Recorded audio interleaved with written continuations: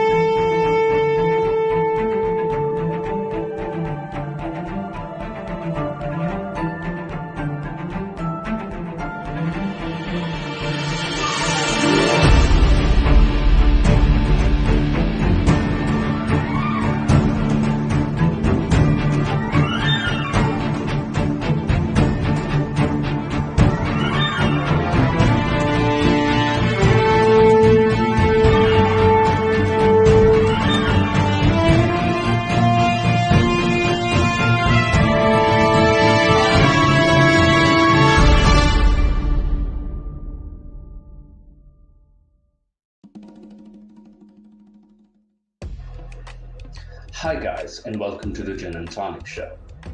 I'm your host Moose, and this is my producer Nick. Our main discussion is about Islam in the 21st century. However, we will critique other religions and ideologies. We condemn any form of discrimination, violence, misogyny, slavery.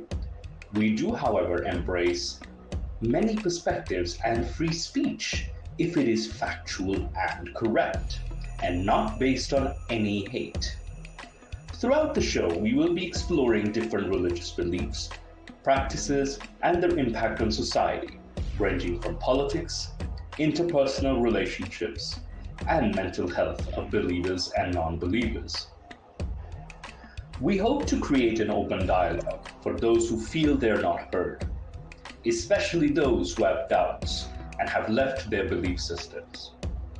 If you are interested in exploring the complex topic of religion and wish to be part of an honest and open dialogue, this is the show for you. We also welcome feedback and discussion from our audience and listeners. The Gin and Tonic Show is a free speech platform where you can express your ideas without any fear of violence and repercussions or any consequences.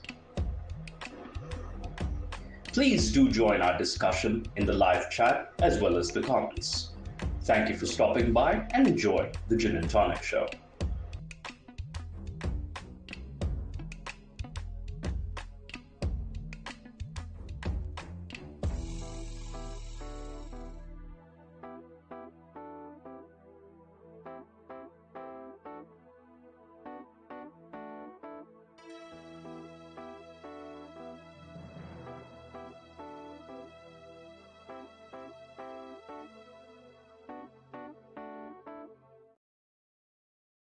Good evening and welcome to the Gin and Tonic Show.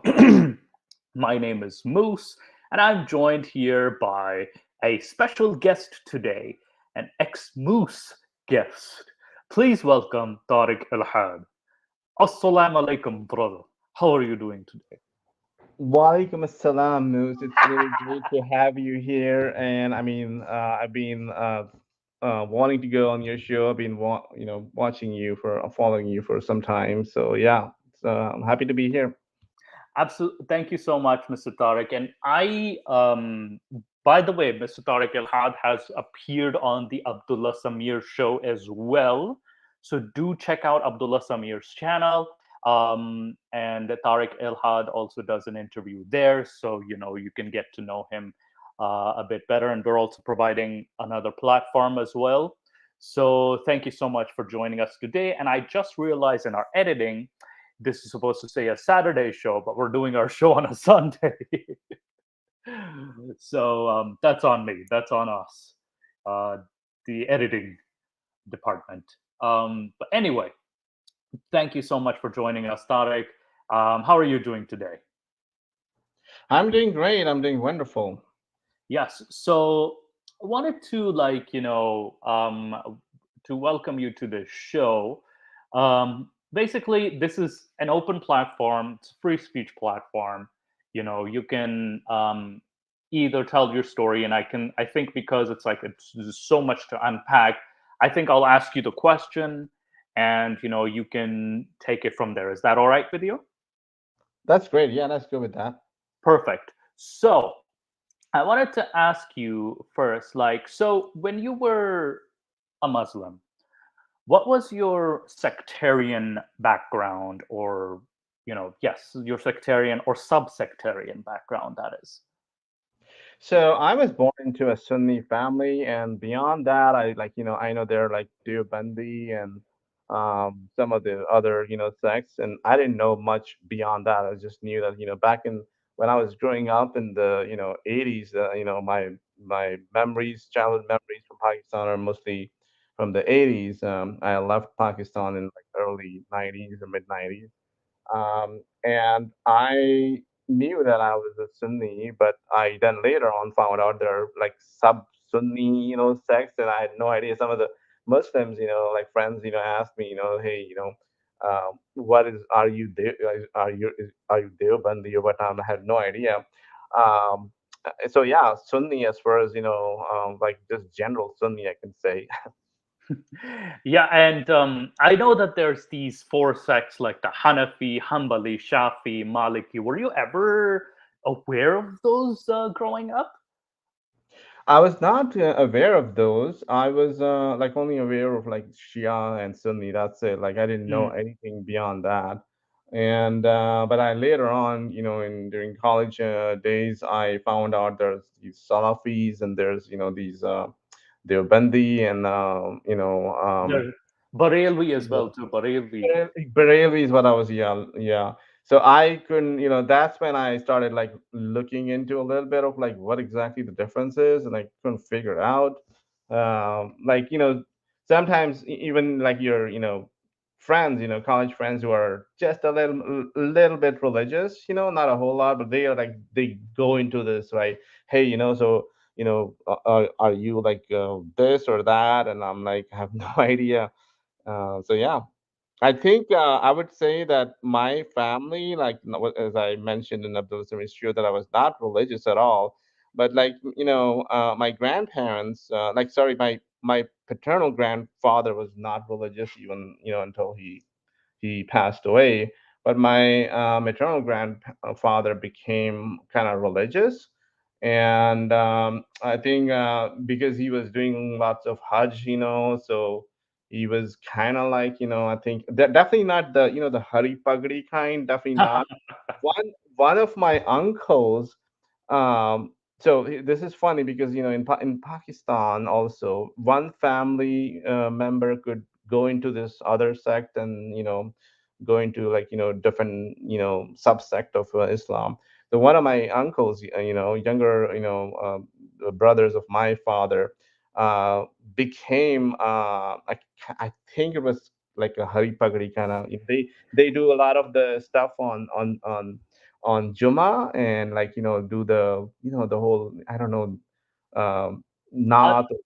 yes, Hari Pagdi literally translates to green turban Yeah, yeah, yeah, in exactly. Urdu Yeah, for the non-Urdu yeah. Right. speakers. That is. Right. And I don't know what the sect is called, but I just we just identified them with like how they.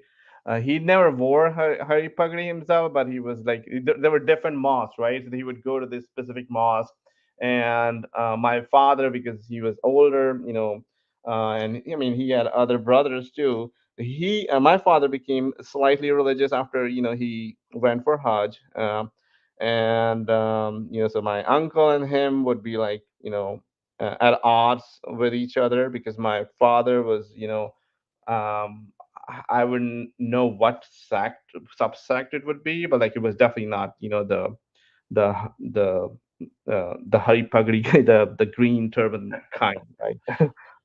Oh my goodness. Yeah, and was it like there was no specific name for it? This was just Hari Pagadi was just, or green turban was just like the colloquial name for it. That's the right term.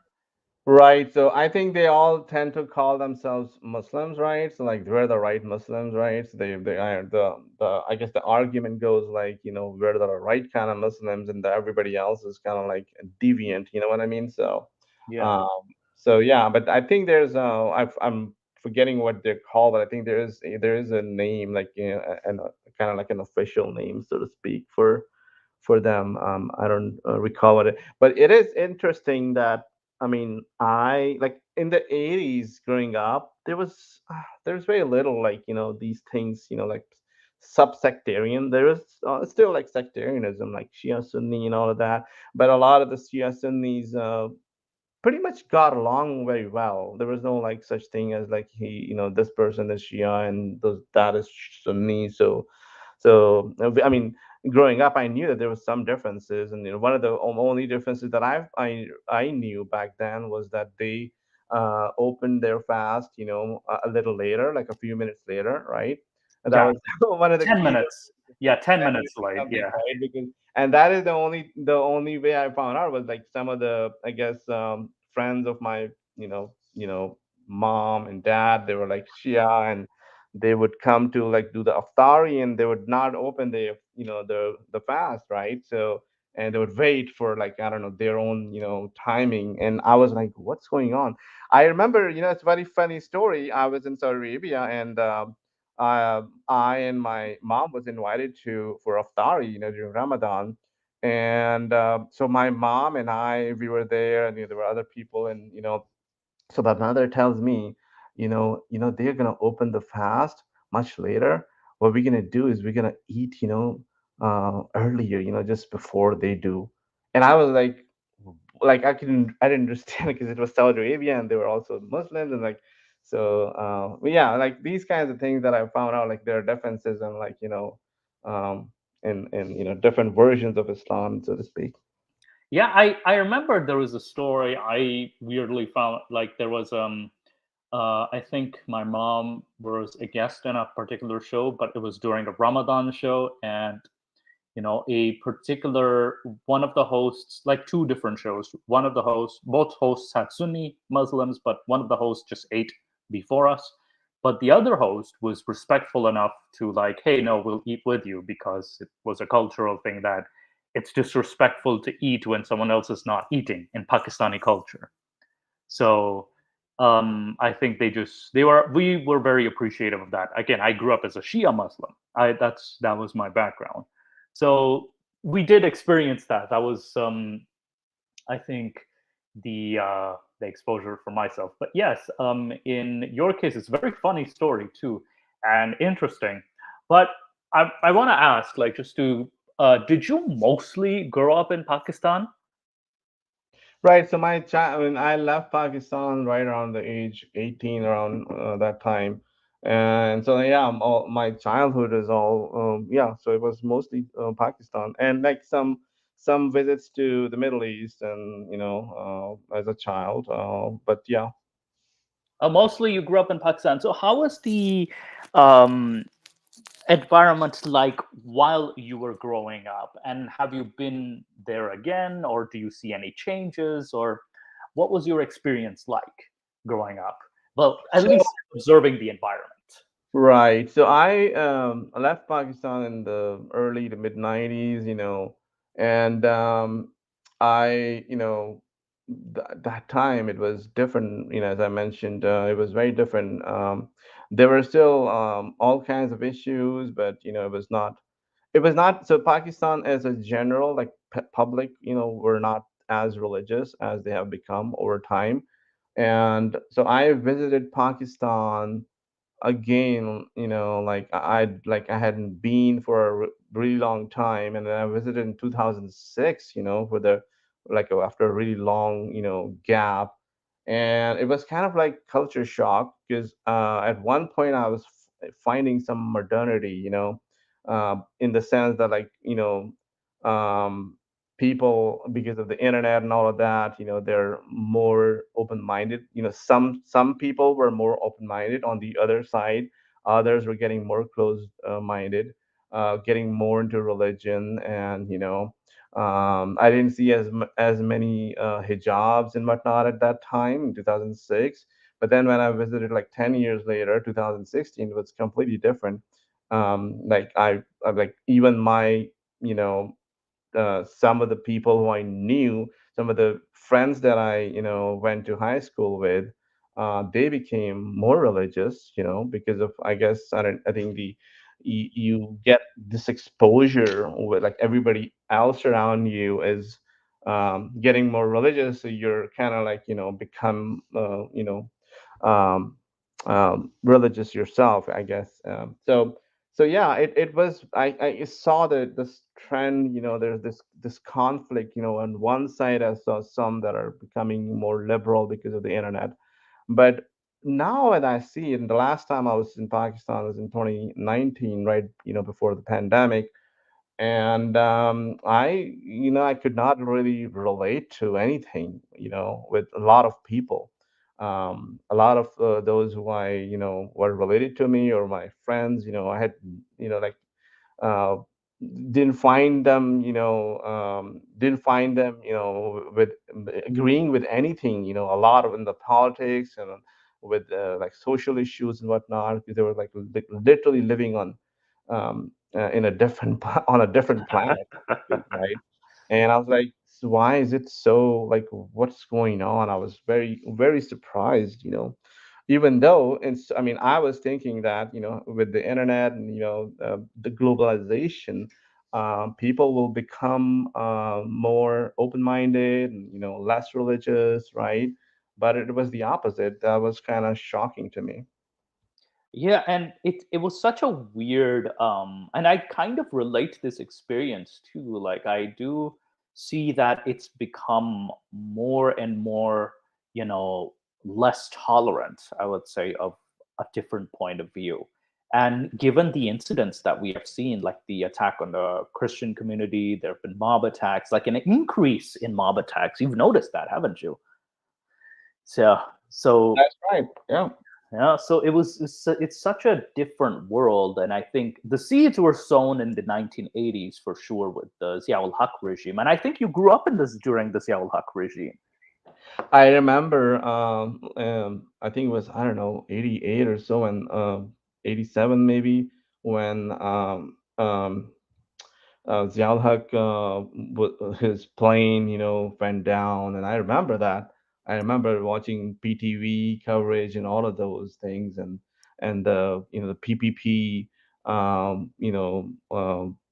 call it Jalsa, I think, though I'm very, like, yeah, I didn't know. So that was the Pakistan that I grew up. Like, I didn't know, nobody at that time knew that there, like, Ziaul Haq had been running Pakistan for a really long time, like, for so those who, like, were born in, they didn't know any other Pakistan, right?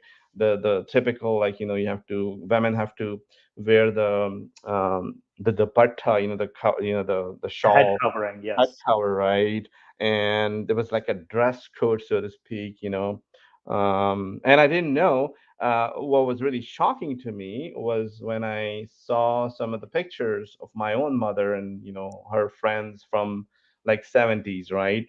And I was like, wow, this was like, Pakistan used to be much more, like, the dress code was not there, women, girls wore jeans, tight jeans, and, t-shirts and whatnot, including my mom. And I was like, I didn't know that that was also a Pakistan, but it almost looked like a foreign. When I, learned about it, it almost looked like a foreign country, at that time. And then, we after Ziaul Haq, it's like different things pulling together, religiosity and then modernism is like, there are two.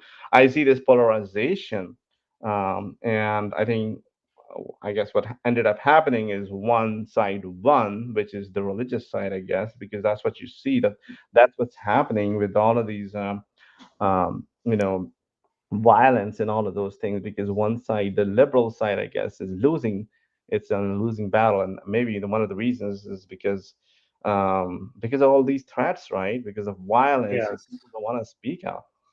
Yeah, and especially like the blasphemy law itself, it does protect the religious by legal means, and plus, like, it's the liberal side or the progressive side is a lot more scared to speak up against the religion, both internally and externally. Like, there's also a part of the I've noticed the liberal side that doesn't see that the religion is the problem. They don't see that. And then there's the second side that does see it, but they can't say anything because of the the threats to life, that is.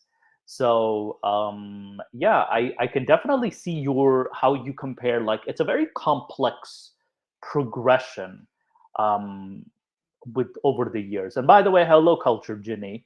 um so yeah, I definitely, you describe a very interesting Pakistan that a lot of people haven't seen. So my next question is, like, when did you, but when you had your doubts, were you in Pakistan or outside of Pakistan? So I learned, as I mentioned, that I didn't know that there were these subsects of of Sunni Muslim, Sunni Islam, and that was when I had left Pakistan and I was, living abroad. And so yeah, my first doubts were in college days, and the college days I was not in Pakistan, and mostly like the so I was not religious, knew never grew up in a religious family, so I was not really, you know, I mean, I, considered myself to be a Muslim, but beyond that, nothing much. But I did believe, like, I had a firm belief in existence of God, right? So my first, like questioning phase was like not questioning Islam per se, but like questioning the existence of God, like, like the I guess the hypothesis, at that time it was the hypothesis, if what if there's no God, like for me it was like, yeah, there's got to be a God, and so I basically, I mean, it was mostly like, to myself, because there's very, everybody around me, even the friends that I lived with, they were all Muslims, I mean, the roommates, I mean, and so it was not like I shared anything that I could, I mean, shared anything with them that I could talk about openly. So it was mostly like I was kind of like just trying to figure it out myself, like, what are, then I was, just, you know kind of like a thought, experiment, like, what happens, what if there's no, like, how could it, sort of trying to, like, read about, like the how the universe started from the scientific perspective, like the Big Bang, right? And one of the things that I got stuck on for a really long time, believing in the existence of God, is like this vastness of the universe, like, the same old, the theistic, explanation, like, hey, how could it come, out of nothing, you know what I mean? So that was one of the things that I had, in the early days, it couldn't figure out, that, you, the most important question that really got me over was like, okay, I'm not asking, I'm asking who created the universe, right? But I'm not asking who created the God, right? Like, how the heck, that was the thing that really got me into questioning the existence of God. Like, why don't I flip this question? Like, okay, who created the God? I mean, if nothing comes out of nothing, then God is not nothing. And if God is nothing, then who created God, right? So that was the thing that I had a hard time, justifying, like trying to find an answer for. Yeah, and even as a theist, I can definitely see you wrapping your head around that question. That's like, wait, how did this being come into existence? And it's like, was that being placed there? um and also, like, I had additional, like, I think I had a similar thing, like, why did this being care in the days of the Bible or in the days of the Quran, and then suddenly he just doesn't give a fuck, for example, or doesn't give a crap? So that in itself is definitely a question I also asked. So I could definitely relate to it. There's also a question I would like to ask, like, did you what do you call it, what did what other things that you found were problematic with not just faith itself, but also religion? And you can expand on it as much as you possible. So I, like around the college days, I dabbled into, what if there's no God? And it's funny that the first time I came across this question of questioning the existence of God was through music. I was into industrial rock. One of my most favorite bands has been Nine Inch Nails, and a lot of the lyrics, Nine Inch Nails and Marilyn Manson is, against Christianity, against the Yes. idea of the Christian God, right? And when I was like liking those songs so much, and I was like looking at the lyrics and like, and then I'm like, why do I relate to this so much? Then I explored a little bit more. So and then I left it at that. Basically, like I was like, okay, I don't know, and I don't think I can find out that um there's a God or not. So I just left it at that, until much later, until after 9/11, Hmm. when I got back into, like at that time I was like, okay, uh, earlier, it was not about Islam, it was more about the existence of God, right?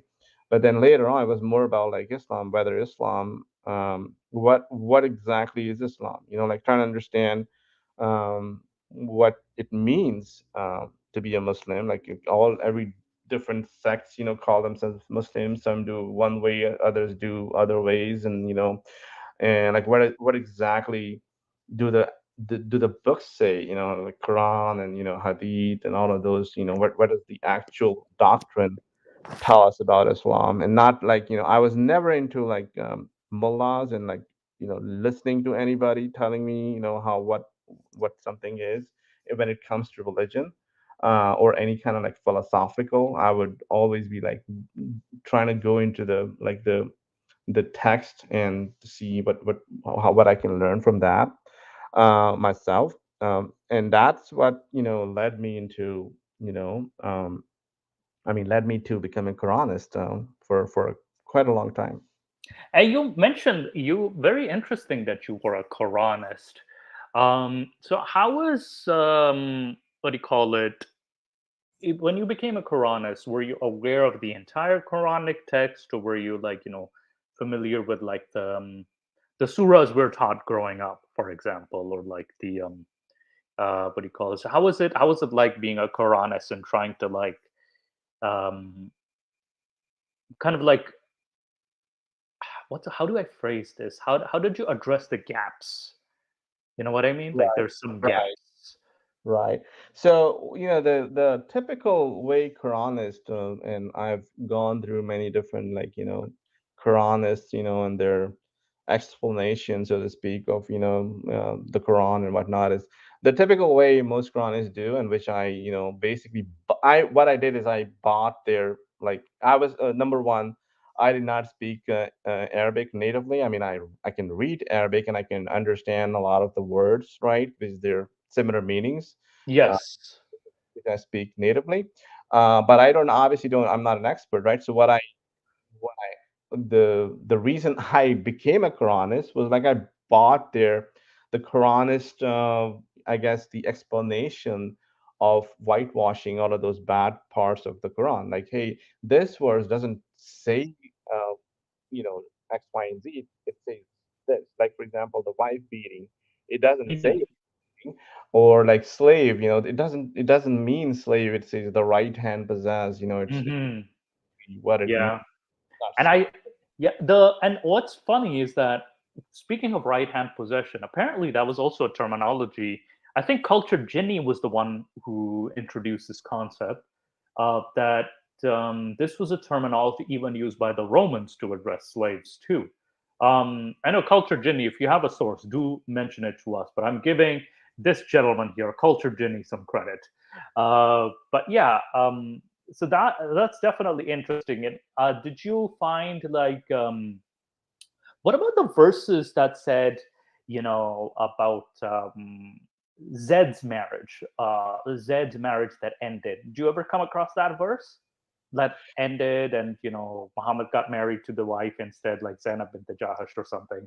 Right. So when I became a Quranist, right? So one of the things that happened is I was entirely focused on not the Quran, but hadiths, right? And basically discrediting the hadiths. I was like reading more hadiths than than actually Quran, right? And I am pretty sure that I must have come across that verse, but I don't know, for some reason I never actually paid attention to, I never actually went out, and which I should have done, like I did with hadith books, hey, let's poke holes, what I mean. So like, let's find problems with it. And if I had done that, and unfortunately I don't know why I did not, because a lot of the times when I discussed these, I was discussing it with other Muslims, and Hmm. not like non-Muslims, right? So I never came across, so unfortunately I never came across like a good atheist, you know what I mean? So like somebody who can, so every time I would talk, let's say if I listen to somebody and they happen to be Christian, right? I would just not really, that I would lose interest, like, because hey, you're following this other thing, which is, I didn't really consider Christianity to be, truthful, and I was questioning a lot of the things that were in, a part of Islam, right? Hmm. It was not like, because I had also this doubt that, what if Quran could have been like,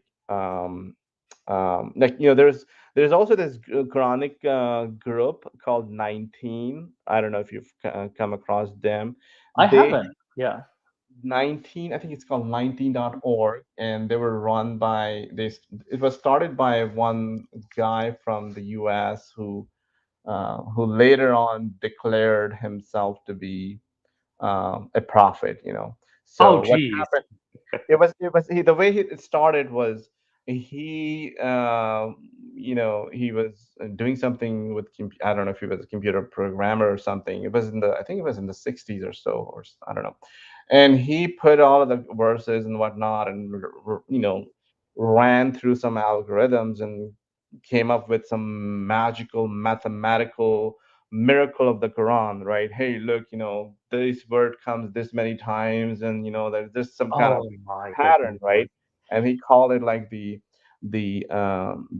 mathematical. If you, I think, Google for Miracle mathematical, of, yeah, the miracle of numbers, I've heard too. yeah, something along those lines, right? Oh my goodness. And so this was the guy, and he later on. So what happened is I mean, he was a Quranist for sure, and he had a cult following. And he said, okay, based on these so-called mathematical formulas, I can see that this some verse. There was a verse that they said this is cannot be part of Islam, and it was, I mean, sorry, it cannot be part of the Quran, right? So he basically said this verse was inserted by people. It was not from God. And that was like, when I came across that, I was like, I was I always had this idea that it's very possible that the Quran could have been um, toyed with, and not really from God, so to speak. I mean, I did believe that this is like a message from God, and at that Yeah, time. yeah, yeah, yeah, yeah. So And is this, yeah, is this the website? This this 19. is this I think it was the 19.org is the yes, I think it's the website. And the guy's name, I mean, it must be like, if you look at, like, he was murdered because of he started his own mosque. Uh, Oh, interesting. And it's like the Quran, a reformist translation. Yes, yes. There. I have read, by the way, I've read that Quran, and also another version. There is, that was yeah, Mhm. I had so many of the actual copies of this Quran still probably in my, somewhere, Oh So wow. yeah, There's yeah, different topics. Like this is something we can even go through like in a future episode. yeah. Like there is Edip Yüksel. That's Yes, the. yes. This guy's a Turkish guy, and Aha. he's pretty like in the Quranic circles, Quranist circles, he's very active, and like he's, so yeah, they believe, this, like, hey, they basically go after, if you notice here, they mostly go after, like, constitution in the Quran, and like they want to modernize Islam because they want to reinterpret all of the things that are in the Yeah. Quran, right? And just whitewash everything else that's all bad. Like, hey, this Mhm. is not what it means, and that's basically what got me to somehow I don't know. I just bought their explanation. Like, if you look at this, like this looks very well researched, right? Mhm. And then the other site was, Free Dash, the one that I really followed, and like I was part Yeah. of their forum was Free Minds. Let me see, freeminds.org, I think. Free-minds.org, I think. Yeah, Free dash minds. yeah. Let's see. Free dash minds dot Minds.org. org is a forum. It's the website, and yeah, they also have a forum. They used to, yeah, there's a forum if you see Okay, any so interact. then this is God alone. Okay, so this is a Yeah, yeah, yeah. discover true Islam. Right, right. And Okay. this is In basically was my first ever, like, like when I was like trying to find, some of the like, answers to some of the Quranic verses. Somehow, through the magic of Google, I just basically came across this site and read one of the. I don't know if I can still find that article that they still have it. It was on the what the right hand possesses, okay. I love the how it's like one planet, two species. It's like Satan and Jinn. yeah. And I love how there's Gog and Magog has a scientific explanation when it's like, oh my goodness, this is from a legend. Literally, it's Yeah, from a legend. right. And there's also like articles as well. Let's see the Oh, there are so articles. many. I was like, now imagine I was looking at this in like right after like 2001, 2002, 2002, 2003, right? So this was not like look, this is pretty fancy now, but back then it was kind of like just a page with a bunch of links, just like the 19.org, and they had like a whole lot of like articles and articles and articles on every single topic, you name it. You have any questions about the Quran, what it says, you go and you basically, I don't know, they don't have the search options here, but like back then, you could just literally search and you can hit up like so many articles, that their, uh, admins had written, and like Yeah. what they do is like literally go like every single like a specific like slavery, right? They would go at every single verse that talks about slavery. They would talk, Yeah. and they would also compare with what the hadith says, and then and then basically come up with their own explanation, so to speak. Like, hey, this is and also one of the other things that the site, I don't know if this one is still run by, it was run by a Saudi. I was talking with him, and I also helped them with publishing on Kindle. Mhm. They had the Quran translation that they were publishing, Yeah. which I think this the message is probably the same. Oh, Yeah. sorry. If you see at the bottom, there's a A monotheist monotheist translation. translation. Okay, so there's Right. a publication. So there's a Right. monotheist translation Right. reclaiming Islam from. Even though this is catching my eye. I'm like, okay, this is definitely there's some mixing up legends because now they're just Right. like going crazy because this is from Yeah. like the Sleepers of Ephesus legend, and it's like Yeah. there's like it was written by Christian priests, and now they're just like going to Anubis. It's like, oh, this is must be true. No, it's Right. yeah, this is the Quranist monotheist translation. Okay, and you Right. can the Book of Prayers. Is there a way to access this file? Oh, log into. Oh, it's an Amazon. Okay, I have to get it from Amazon. Right. You have to. Okay, I Right. have to Exactly. pay for this. Wait, is there a Yeah. Quran PDF? Oh, there is. Never mind. There should be. Never Yeah. There should be. mind. Yeah. They wanna They popularize. want to popularize their Mhm. stuff too. So it's like the Mhm. free minds. This is definitely going to be interesting, and it's definitely going to be the Quran initials. Okay, how to study. There's going to be the interesting chapter of. There's the preface.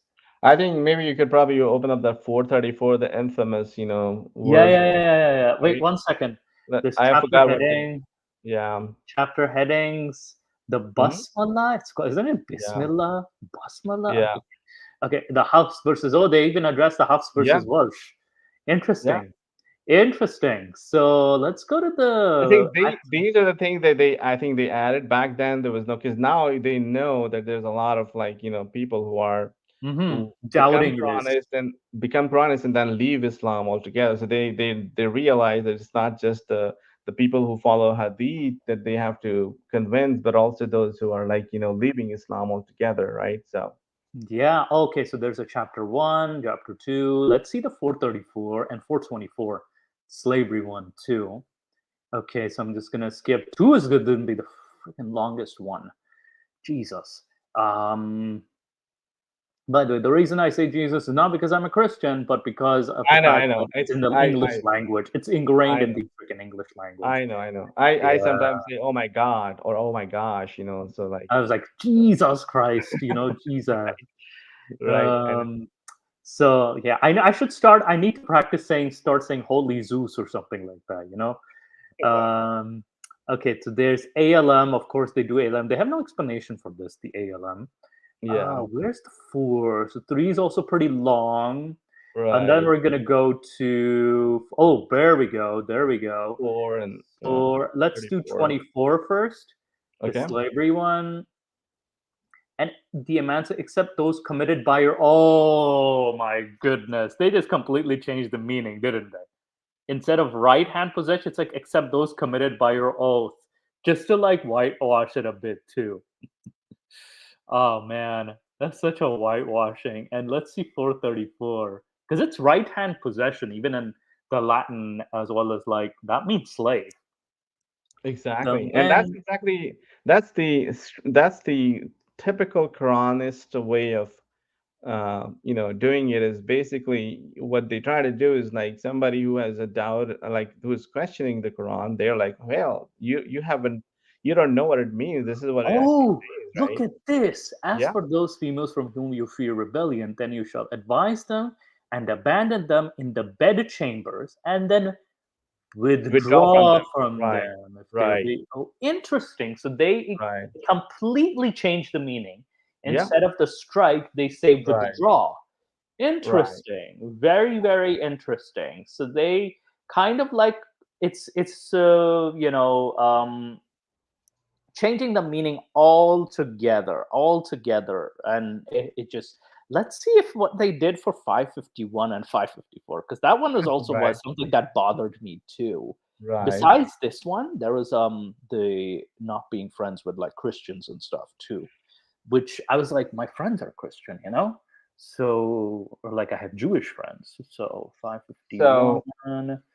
This if you is. want to see how they explain away this thing, you have to, and they have a whole article. So this is the thing with, I'm just sharing it right there on the private chat. You can, if you want. Yeah. So I finally found, some of those articles that I must have read, that kind of like got me into, like, okay, well, Quran is, well, that's what the Quran, the actual meaning is not what, most, people understand, whatnot. So Yeah. I opened the article. This is also says do not take this as allies. Instead, I like that. I find that this is a very common translation. That instead they change from friends to allies. That is, and right. they can make a case for that, but it's just like there's constantly like changing this. And I think you shared this article. Let me show this article itself too. This one. So this is So. where they try to explain what darab mean, and Mhm. see, and if This you notice the first paragraph right there, it says darab, in Arabic it says has been mistranslated. See to that? allow the beating as ordained the misdemeanor is in fact the result of bias and misogynistic of some, and instead of an honest reflection of the most appropriate by analyzing the word as beat them. Though what's funny, I think someone like Hamza Ali Abbasi, that Pakistani dude who Yeah, claims yeah, to be like, yeah. I used to be atheist and I became a Right, Sufi or something like that. right, He used something like this, and I actually shared an article back when I was a believer, right. and he said I actually got a comment from an Arab, and he said, "No, it does say beat. Yeah, It actually does." And it's right. like, wait, what? So that was also eye opening for I me. mean, now that I look back at it, right? Okay, so like as I don't know why I just basically bought their, explanation. Like now when I look back at it, as when I finally started to like question the Quran, right? I can see the problem. Like one word from this, all-knowing God Hmm. requires, like look at the. I mean, you don't have the article, but like that article keeps going on and on and on Oh and on, yeah, actually, right? I can see it again. I can actually show you again, just to again we're verifying. So it goes on. It's a quite a long article. It's a very look at the Right. length. It So like requires this long of an explanation. right, and here's the problem, right? This is the problem that when I finally like, like was beginning to realize the stupidity of it all. Like the main argument that the God alone folks have is that the word of Allah does not require any explanation. It's pretty self-explanatory, right? You Hmm. just read it and it's like there is no, like it's pretty clear. Like they now, like all of those other articles and whatnot, they have to like go through the whole like, explanation, like, hey, look, this that, like, okay, where is, like what you are explaining, um then how are you any different from the hadith followers, right, who are saying, okay, we're going to explain it through the hadith books, right? It's kind of like the same thing. Now these people, like the Quran alone and the Quranists, they are basically modernizing and like whitewashing it, right?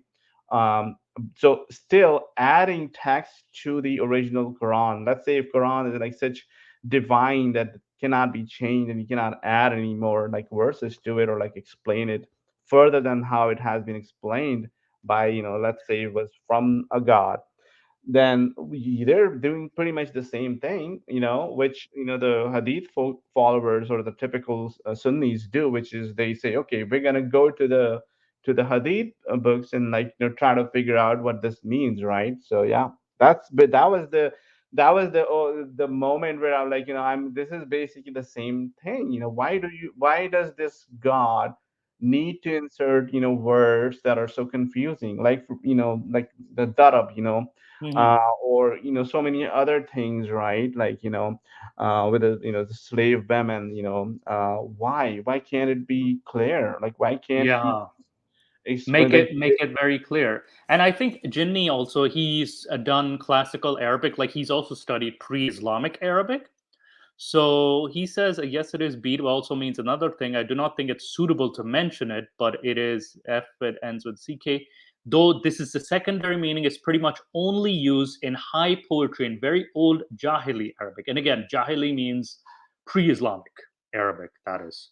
So it wouldn't necessarily apply given this information if it's used in high poetry.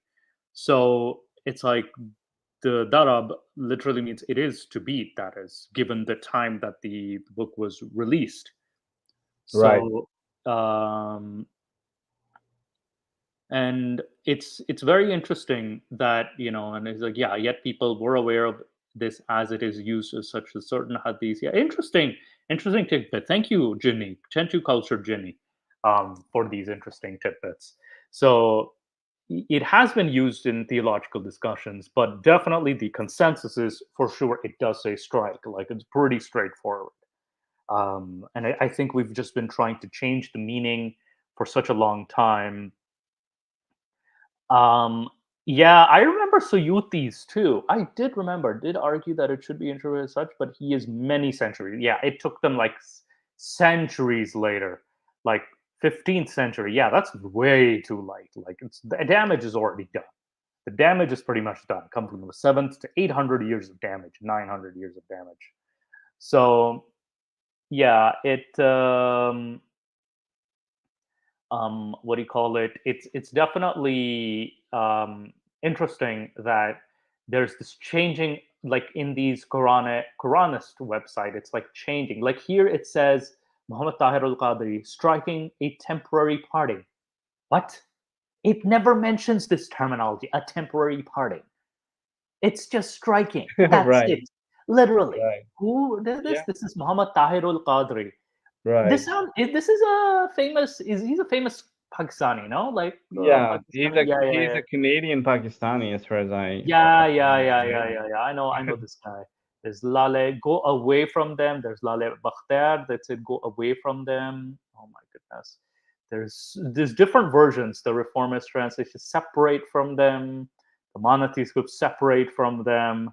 What do you call it? There's go away from them. There's withdrawing affection, separating, separate from them. Like it's completely like shun and leave, and what do you call it, it's just you know yeah, and yeah, it is They definitely just false with obviously parting. they have to. This is what they do. Like, so they have to. They have the Quranists have two. Two jobs to do. Number one, to discredit hadith, right? Like in the Mhm. early days, they were, not as many ex-Muslims, or ex-Muslim term didn't even exist, right? So they Yeah, were like they had a really good, thing going on where they're just attacking hadiths, left and right.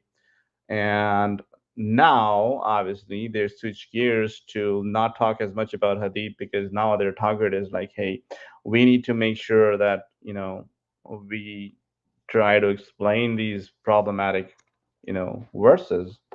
And I couldn't find that article the first article that I ever read on that was about the slave women, right? But hmm it was also interesting because it was very similar to the one that they have on this, where they're like, okay, this word means this and that, and like like the pointing oath to. instead of the slavery, it means oath.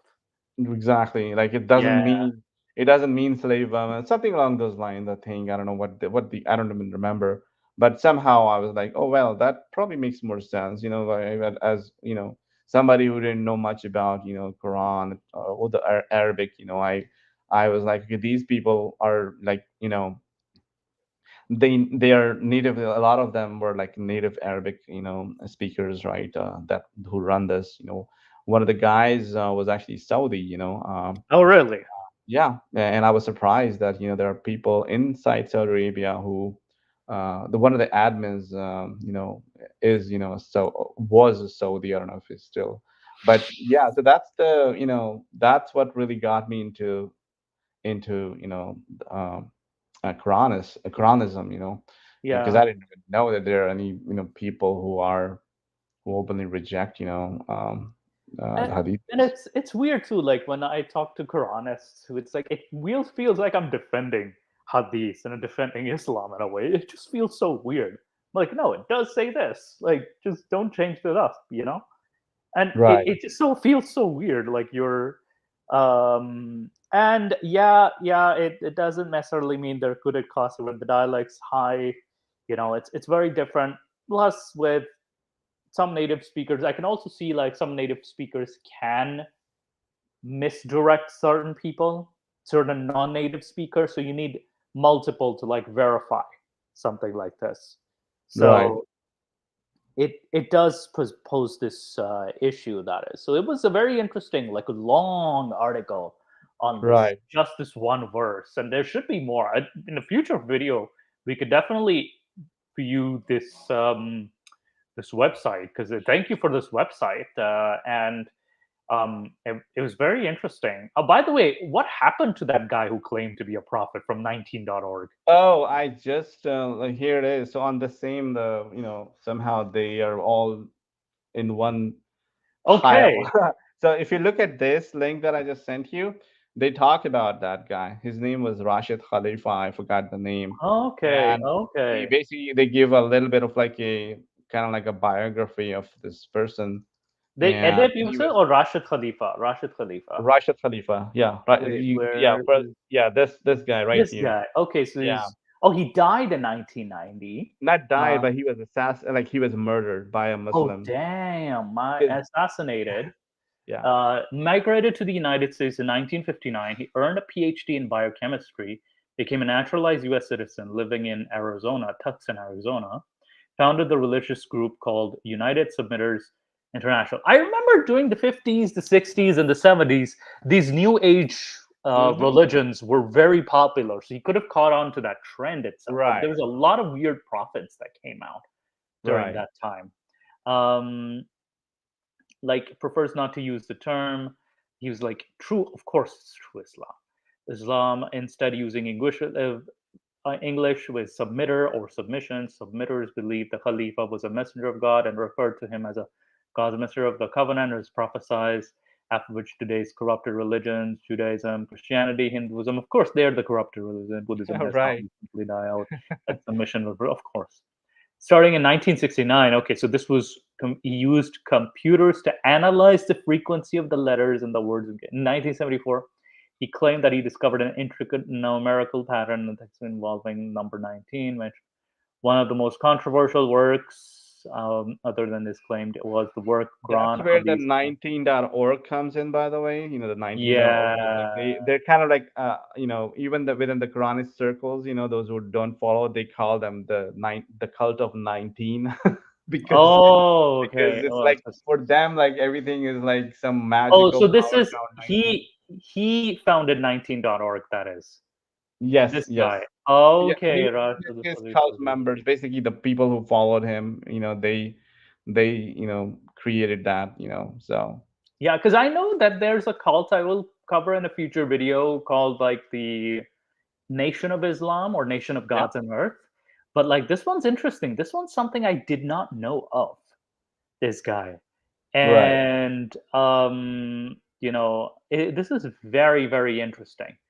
Um, uh, it's so like I never knew that this figure existed. Thank you for introducing this, and we might actually analyze Right. him as well. There's so much Right. to dive in, Yeah. involving numerical line 19 and the number 19 in chapter 74. This one is something to look into. Chapter 74. What was in that chapter Yeah. So 74? there was one verse that as I was mentioning, what he did is like he said, okay, this verse Oh, it's a uh, Wikipedia page. does not belong in the Quran because of because his his numerical miracle did not fit with that word. So he's like, okay, my numerical miracle is more valid than the Quran itself. So he basically said, okay, for my miracle to work, I'll have to discard this entire verse, and which simply in his I guess explanation was that uh, because Quran has this numerical Oh, so it says here 19 angels sent as a guard over hell, and why 19 are mentioned. right. So that's his thing. But what does he Yeah. say with the 19 So there's containing also total like 50? some way like some division with 19, or like you divide verse numbers and it comes to 19 and something like those, those Oh, one of those. how you can come up with all kinds of crazy stuff, right, with numbers, right? So Okay, wait. that's what Because and then 19 the C. fact that it mentions 19, the number 19 within a verse, which further like, okay, oh, the actual hidden secret, 19 formula is mentioned in the Quran as a kind of like a key, you know what I mean? So like the There hint. are, yeah, so it says here there are over at 19, then whoops. We have assigned only angels as keepers of fire. So it's just keepers of fire, literally. That's just said 19 angels. That's it. That there's no anything else.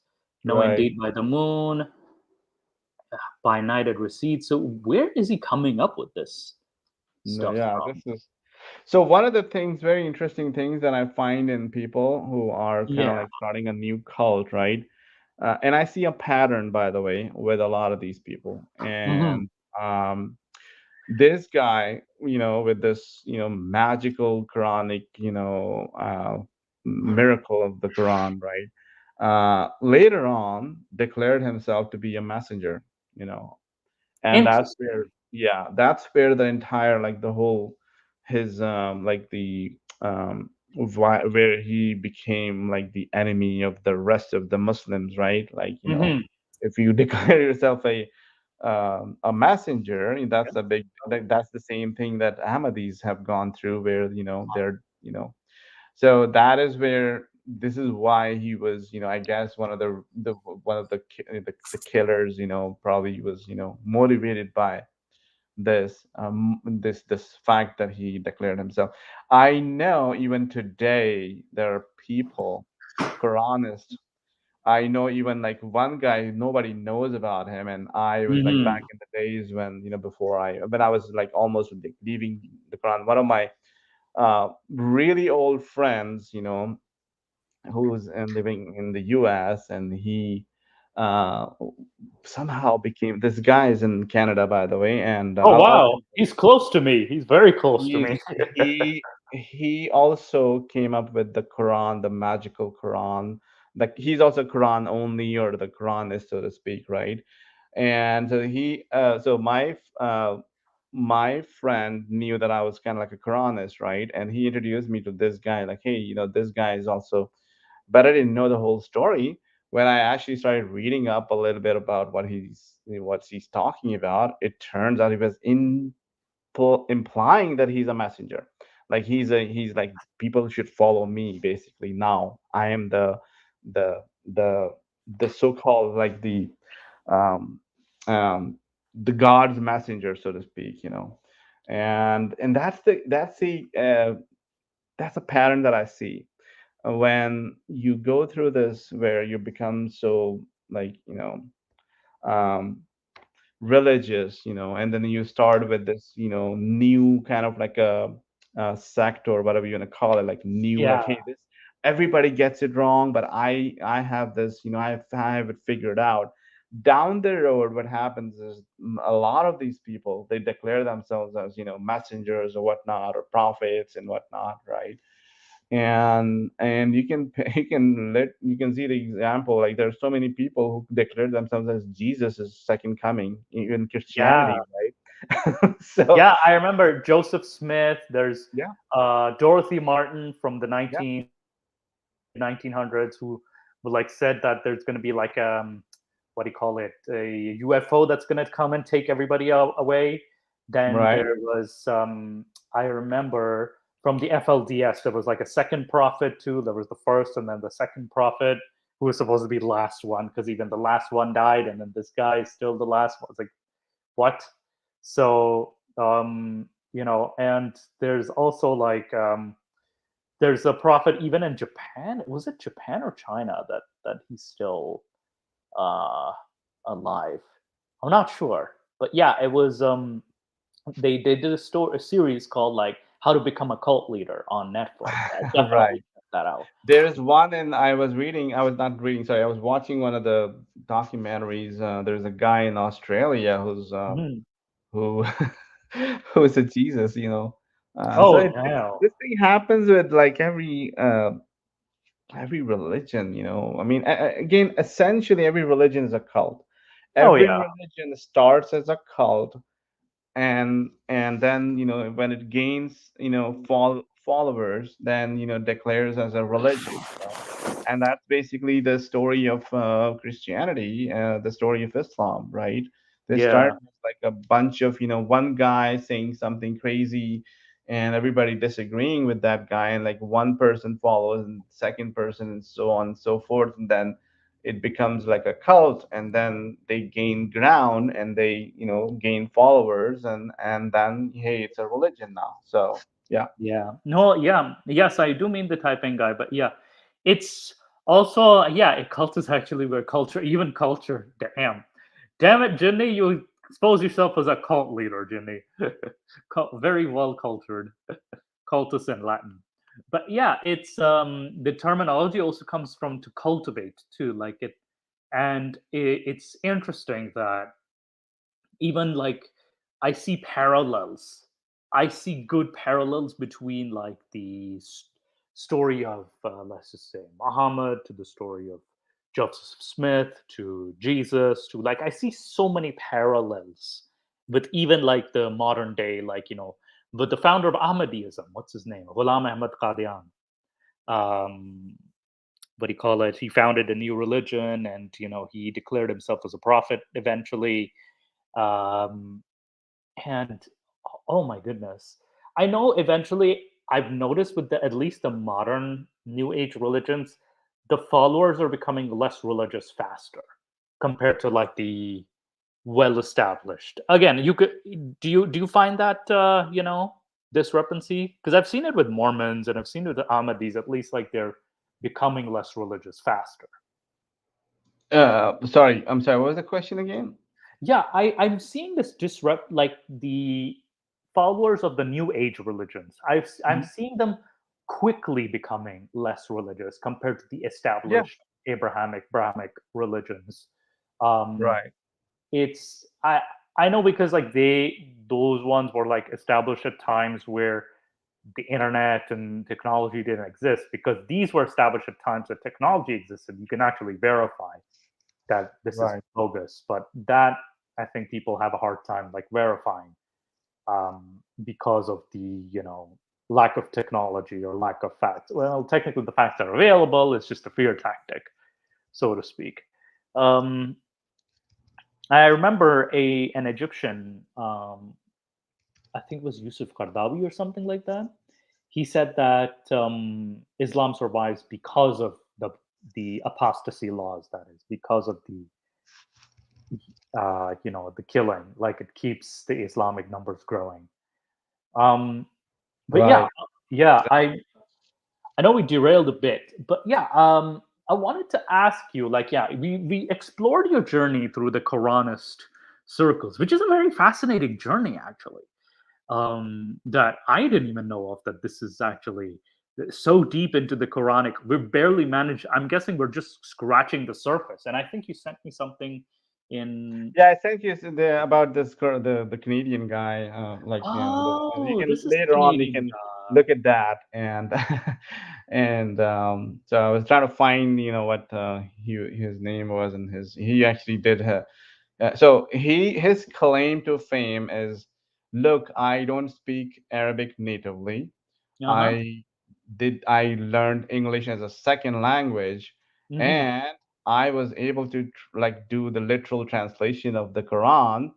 So therefore, it's a miracle that I did that. And how I did it, because it was, Allah Oh, sent me come this on. Oh, message come on. that my translation is the only translation. Yeah, that's basically his claim, so to speak, I which he mean, alludes to. I could legit learn Italian and translate Dante's Inferno. And Yeah, that doesn't make it any special. That would be my third language, and I could translate right, Dante's Inferno. So right. it's just so stupid. That's a very stupid claim. I'm so it was such a weird claim. I Yeah. wanted to ask you, like, it's like, did these guys like did they justify your faith, or did they s- plant in more seeds of doubt in your belief system? So they like delayed my atheism, so to speak. Hmm. Like they're like, okay, it's not as bad. You know what? Like when you read something, hey, it doesn't mean beat. It means something else, and you know that you're not the subject matter expert and all of these, and you're like Hmm. read, and you try to like um, buy it at some point. Like that's how most religions sell. They sell this the stuff to the the followers or the blind following. I was unfortunately I was kind of like a not necessarily like a blind follower, that I was trying to do my research and whatnot, and but somehow bought it that yeah, this probably he that makes like if you look at that long article, once you're done reading with all of the explanation and whatnot, some of those people who are reading it with doubt may be convinced, right? Like, Yeah. yeah, it makes kind of sense, you know what I mean. So that's exactly what happened with me, and I my focus was more until then bashing hadith books and like arguing and talking about why hadiths are wrong, and like most of my um life as a Quranist was spent, talking about hadith with the other Muslims, Sunni Muslims mostly.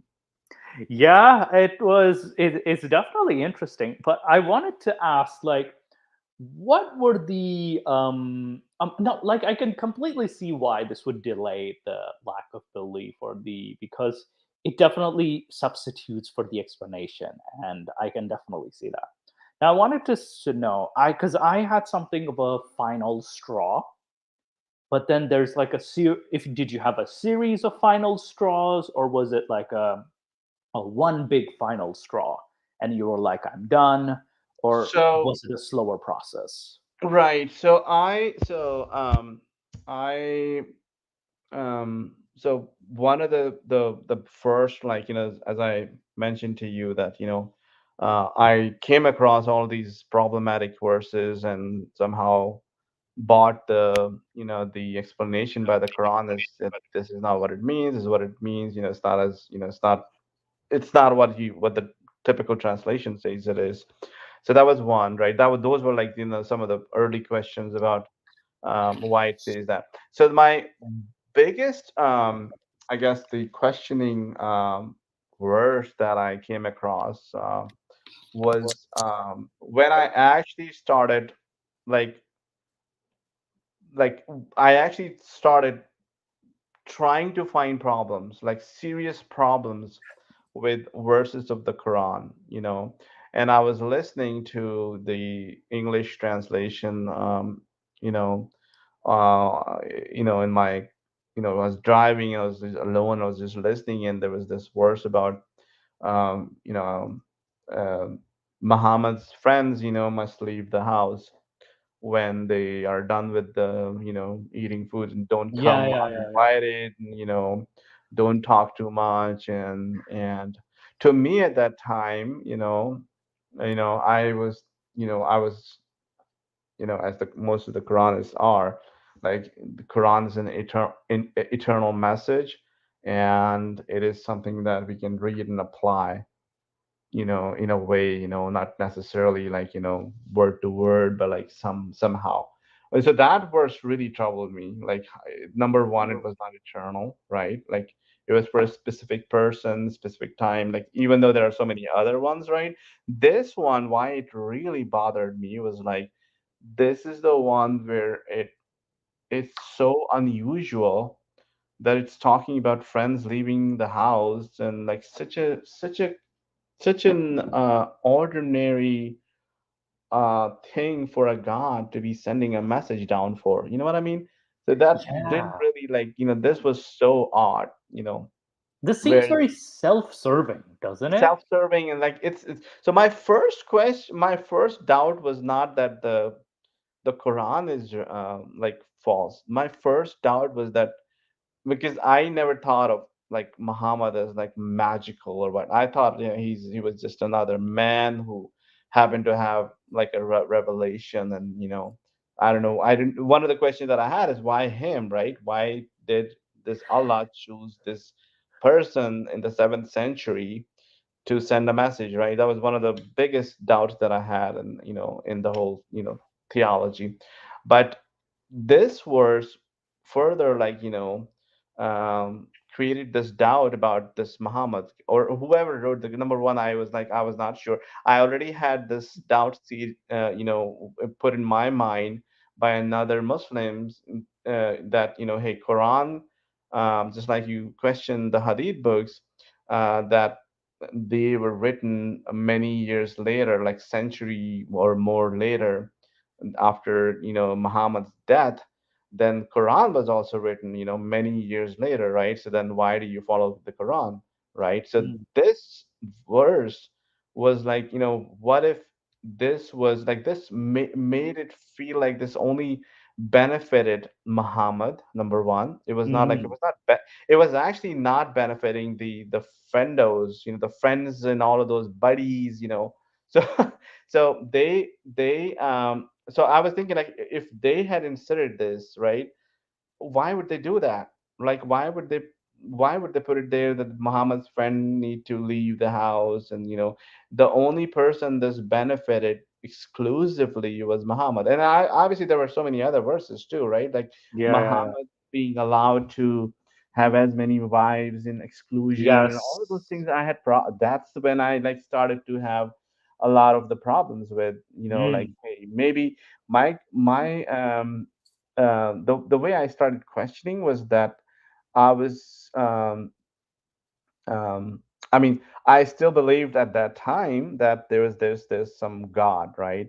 But what I started questioning was whether Quran is this, um, uh, unedited, book or revelation. Like it's probably just as bad as the Bible, Hmm. which has been modified. Things had been inserted into it, and the words changed, whatnot, right? So it's not like, it's not so sacred or so divine as I used to think of it, right? So that was, though that verse was, as I mentioned, I mentioned that in Abdullah Samir's show as well, and he pulled it up. So that was one of the first verses, and then I was like, okay, if this is the verse, then there's got to be other verses that are like exclusively for Muhammad's benefit, and then I started like really digging in, like, trying to, like, find, all of those verses that benefited exclusively Muhammad, and that was it. For me, it was like, okay, Quran does not, it's not as eternal or divine as I used to think it was.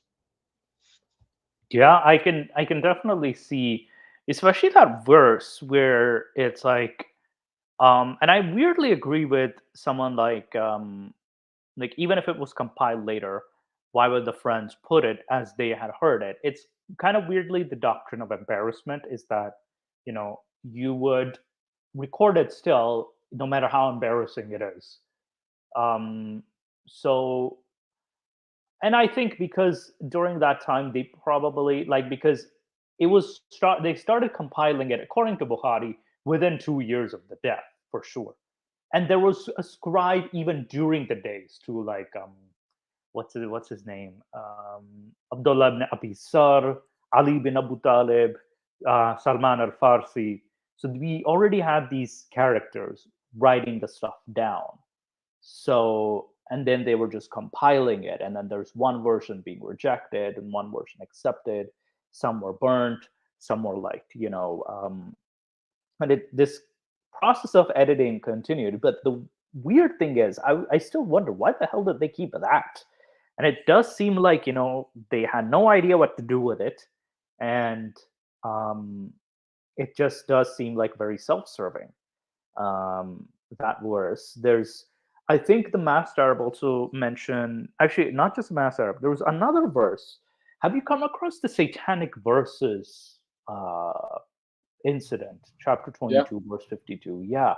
What is your take on the satanic verses incident, or like the verse itself? Did you ever come across that during the, well, what did you think of that when you were doubting or starting to doubt? So a lot of these, the Qurans, I don't know if they address these things now, but at that time, I never came across where they're actually addressing all of these issues that were exclusive to Quran and not had didn't have anything to do with the hadiths, right? So I did not come across, I mean, across the satanic verses, right? And later on, I did come across, and I mean, at that time, I was already like not a Muslim. I was not considering myself as a Muslim, so I kind of like it further reinforced, within me that Quran is really not that magical, so to speak, or and Muhammad was not really. I never thought so highly of Muhammad. I mean, always thought of like him like a just another guy who happened to have received a Hmm. message from God. As I mentioned, the problematic part for me was like, why this guy? Like, what was like, how the heck?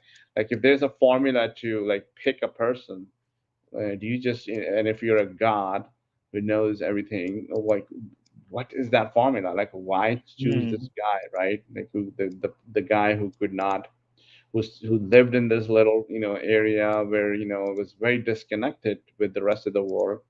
um, so that, and also pick this language, Arabic, whereas there are languages spoken at that time that were much more popular. Like more people spoke those languages at that time. And why this time? Why this 7th century? Mhm. Why not later? So that was the thing that I really and also one of the other things that I actually as a child I actually did pose this question to somebody. Yeah, I don't know if it was my Islamia teacher, like because I had we were told that Muhammad, when the revelation came to him or whatnot, the angels came and took his heart out, like physically, Oh to get wow, out of, yes. yeah, and like kind of like a open heart surgery, so to speak, and like washed it, like. With some water, yes. Yes, right. So then my question at that time, and this was, I was like, a, not even an adult, and I was like, well, if this guy was like with a clean heart, right? It was like whatever the problem was, then why not me? Like, why not somebody else? Like, why this person, right? So like before this, I was under the impression that Muhammad was this figure who did not commit any sin, like this, Mhm. because we are raised to like, kind of like worship Muhammad, to be frank. Yes. And so this story was the washing part, was this kind of like, it's kind of very odd that, that means Muhammad was dirty in a way, or his heart was dirty, that it had to be washed. But then if his heart had to be washed, then why him? Like you know what I mean? Like Abraham is thought to be this guy who was monotheistic from like ever, right? Like he didn't have to be washed, he didn't have to be clean.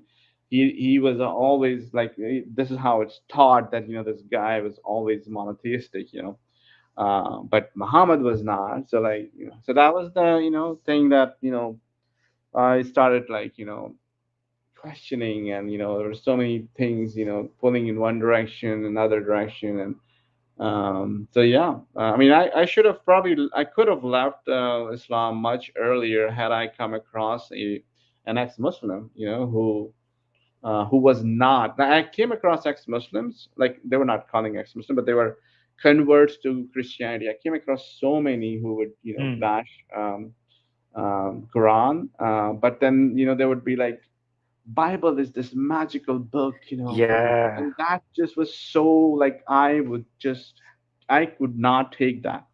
I would be like, no, f no, never.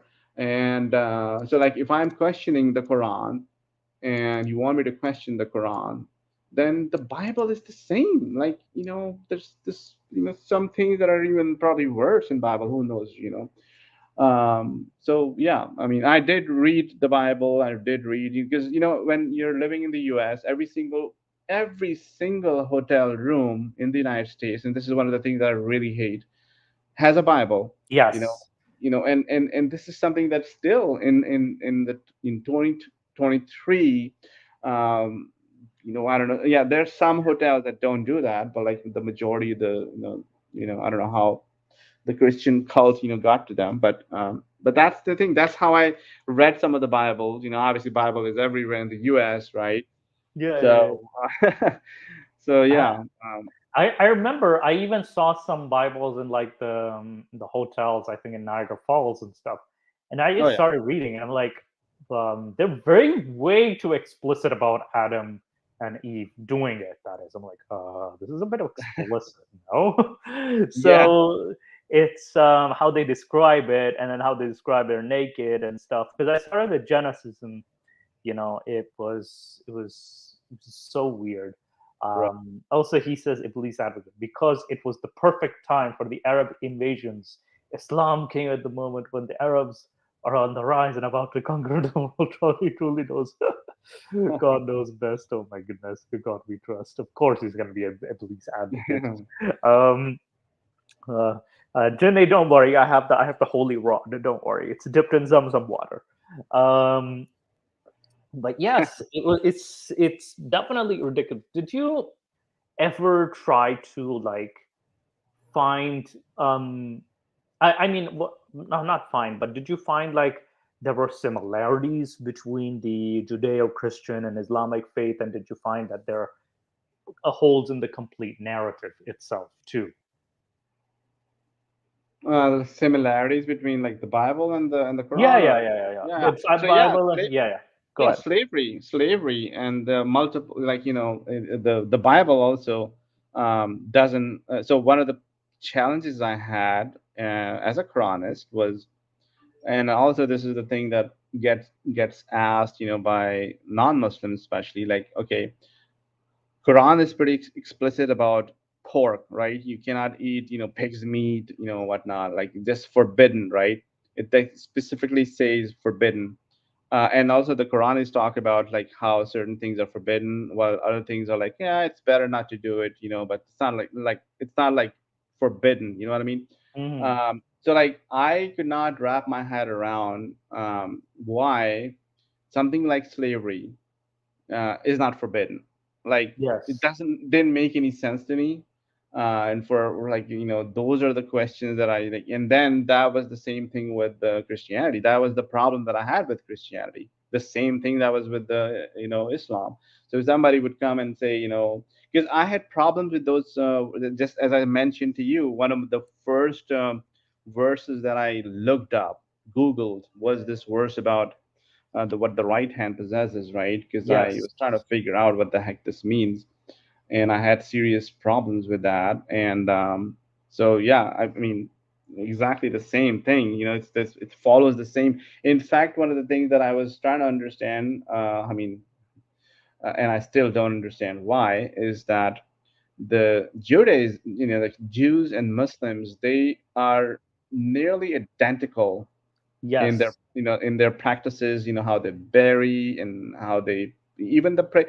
There is a if you look at the actual like the old um, the method, the Jewish prayer, the Muslim. I'll send you a video later on. This guy who's you know who has a YouTube channel, and he's like a Orthodox Jew. And I was like, I was very much into like looking into other like religions and other people who follow other religions, for a really long time. And he basically demonstrated on video exactly how the old Jewish prayer was, and it is nearly identical to the Islamic namaz or salat. Hmm. Exact like the same Wow. same ruku, same same thing. And so I was like, I can't understand why, because except for the politics of it all. That these two religions are nearly the same, like literally the same, except yeah, Jews do not accept Muhammad as the prophet, right? But then if you, as a Quranist, you don't give so much emphasis to Muhammad. Most Quranists do not give this much emphasis.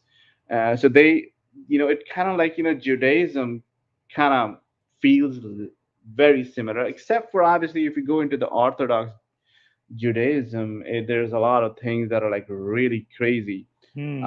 But the basic idea of monotheism and only one God, and that's pretty much nearly identical. Yes. Yes. Absolutely. And it just does feel that I was explaining it to someone. Wait, they worship the same God, all of them. They like it's the same God. I'm like, yeah, same God, but they're small differences. Various. Well, they're not small, but there's like various differences on how they see the God. Hence, they fight each other. And it blows like someone who's a non-Abrahamic. By the way, this is a non-Abrahamic person, and it was just like they were scratching their heads. They're like, why? Like this doesn't make any sense. So I'm like, this is what do you call it? It's I just gave them the examples of fandoms. That is like the DC and Marvel fandoms. Like pretty much they're superheroes. Like the DC Marvel, how they see the superheroes was very different. So, but in this is just think of it as a fandom that's just extremely divided.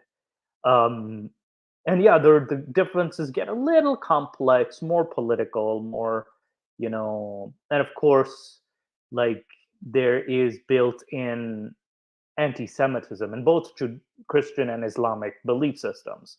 There is built-in anti-Semitism, um, which is weird because they're discrediting the OG, the founders of this faith too. So Right. it's so bizarre to me. Um, yeah, you definitely bring up an interesting point. I Yeah, you were think saying? this anti-Semitism is a byproduct of the fact that when you start a new cult, you're basically trying to modify one cult to a little bit different and say Mhm. this is a new cult. Now, the only way you can um, get some traction is by bashing the old cult. Like this is wrong with this. My cult is better than this old cult, and I this is the right path. So you have to, by design, bash it and mock it and whatever, you ridicule it, right? And that's where then hate also comes in, unfortunately, because the actual doctrine does mock, like Christianity, talks about how Jews rejected Jesus. Yes. Same with Islam, they bash both, and why they rejected Muhammad's claim to fame. And that's the by design, that the new cult will always be bashing the old cult. Otherwise, it would be irrelevant, right? If they said, if Muhammad said, yeah, they are also followers of the God, and they're also on the right path, then it would be like there's no need for other people to follow him, right? Because um, Yeah. Yeah, so and he made some extraordinary claims, like the Jewish people are like asses carrying books. There's also like, oh, I was like Muhammad was predicted in their books, the Torah and the Injil. They never specify which Injil, by the way, because there's four synoptic gospels and then other non-canonical gospels. So I could definitely see. And then uh, like when you heard something like Muhammad was prophesied in the Torah, how would what was your view on that? Like Muhammad being prophesied in the Torah? So I knew that, I mean, I never really looked into whether it is accurate or not, and I did go and like, listen to what the rabbis talk about, and they obviously reject it, right? They Hmm. say no, this is not this, and a famous example is, Muslims claim that the Bible predicted Muhammad by, there's verse that says, and there will be a helper. I think I don't know what the word is used. Like a helper will be sent to you, like Jesus is Hmm. Jesus, later on, something along those lines, right? Or like and then Muslims, some Muslims would claim that that is basically talking about Muhammad. But the problem is, it doesn't say Muhammad, right? It's just like you can get any word and say, okay, this is what it means. This is the same thing with any religious text. You can modify and make it like, hey, what if it is talking about Muhammad? Why not insert some other character from history? Yes. Maybe it's talking about Hitler. Like, I'm sorry you Yeah. didn't mention that. But like, like it doesn't say Muhammad, right? So like you cannot claim where the claim does there's no evidence for it, right? You can say whatever you want, but that doesn't mean but that's the way it works with all these religions, where they say, yeah, it was. And the same thing with Ahmadis. Ahmadis say they're, the so-called messenger, or I don't Is know, predicted in the Quran is like protected in the Quran, right? 62:5, I think. Yeah, yeah. Yeah, and it's like, okay, 61:5. well, Right. yeah. And then when I was, by the way, I had friends who were like, living in the US. I had friends, very good friends who were Ahmadi Muslims, and they try to convert. They try to convert. We used to have a lot of like interesting discussions on Islam, very, like friendly and all that. And one of the, so like they gave me this book, which is kind of like their um their book that they give out, to like to convert, and so I just didn't read that book, but I just was interested in this guy, that their messenger, and I read about his history of trying to marry this woman, Muhammadi Begum, and all of this. And I was like, Oh, what is this? geez. And I Yeah, was yeah. like, okay, well, that is such a sight. Like, this is like somebody who's trying to, relay a message gets so sidetracked, just like Muhammad, right? Hmm. Like, gets like into all of these other things where like I have to marry this woman and blah blah blah, and if I don't, then um, so that those are the things that really what was really interesting to me, because again, at that time I was like, becoming more of a Quranist. When I had these Ahmadi friends, he one of my friends, who was like very his father was running the Ahmadi organization, like Yeah. very active in the Ahmadi community, and so he told me, this jinn, by the way, the What? jinn in Quran, yeah, the jinn in Quran, what it actually means is, this is, I don't know if this is the standard Ahmadi understanding, or the, and I asked, I think one of the Ahmadi friends, Yes, there ex-Muslim were friends. there were some giant beings or something like that, or a No, no, no, tribe. no. No, he says that these are germs, basically, like the Oh, come on. microscopic life, because you cannot see them and they're alive, Oh, and you come on. can't see them and they're all around us and all of those things. So like I'm like, wait, and then but then there are so many other questions, right? Like like how are they like, Quran talks about them being Muslims and non-Muslim. Like, really, do you really think the germs actually are Muslims and non-Muslims and they pray to Allah? Like, I mean, it makes no sense. But that's the thing with religion. They want to like insert things and pick from here and there, and then try to connect the dot, and they think that they're actually successfully connecting the dot, when in fact they're not. It's ridiculous. It just makes no sense. I remember someone who's a hijabi, by the way, a very religious Shia Muslim girl, tried to be like, I said, there's no, I sent her a joke and she's like, oh, but jinns do exist. I'm like, how do you know that? And she's like, oh, well, we didn't know microorganisms existed and now we do. I'm like, yeah, we know microorganisms existed. They're still observable, yet we don't have that evidence. And she didn't want to have that argument. So I kind of pushed her. It's like, that's not the same thing. It kind of follows the similar argument that gyms are germs. Jinns are germs. Right, right, And yeah. it's so weird that And the way this was presented to me was like, okay, look, our sect is the has the truth, and I'll tell you something that's gonna blow your mind. And oh like, come on. do you know what jinns are? And I'm like, no. And like, I never believed in jinns. Even as a Muslim, I Yeah. did not believe in jinns. Uh, and I was again, these are some of those things that were like, so odd with the Quran, that you have to believe in jinns to be a Muslim. And like, why the hell? Like, I don't really see any point. I was very, I've always been like, like the what do you call it, the paranormal. I was very much into it, and I was always like challenging myself, like, hey, if it is real, then I'm gonna try to like prove that it is Real, not yeah. real. You know what I Yeah. mean? Disprove it. And I was always fascinated by this. Like, some people would tell me, hey, there's this thing is um, um, haunted and whatnot. But Oh, so yeah, that's yeah. why I never believed in jinns. And some of the times, I would have this argument when I would like, jinns don't exist, and then Muslims would come, and literally like bash me and saying, you're not a Muslim if you don't believe in jinn. And I'm like, well, I mean, that's why I was like, okay, Muslims themselves were calling me non-Muslims for little, minor things. And that's where my doubt in Islam was like, a lot of these different things, where it was actually the many Muslims, many, from all different sects and all different beliefs, uh, that actually were the ones who were like telling me left and right, when I was a Quranist, that I'm not a Muslim. Because if I don't know this, I'm not a Muslim. If I don't know that, I'm not a Muslim. Because Yeah. the Quran itself, the book that I was also thinking that it was the divine message.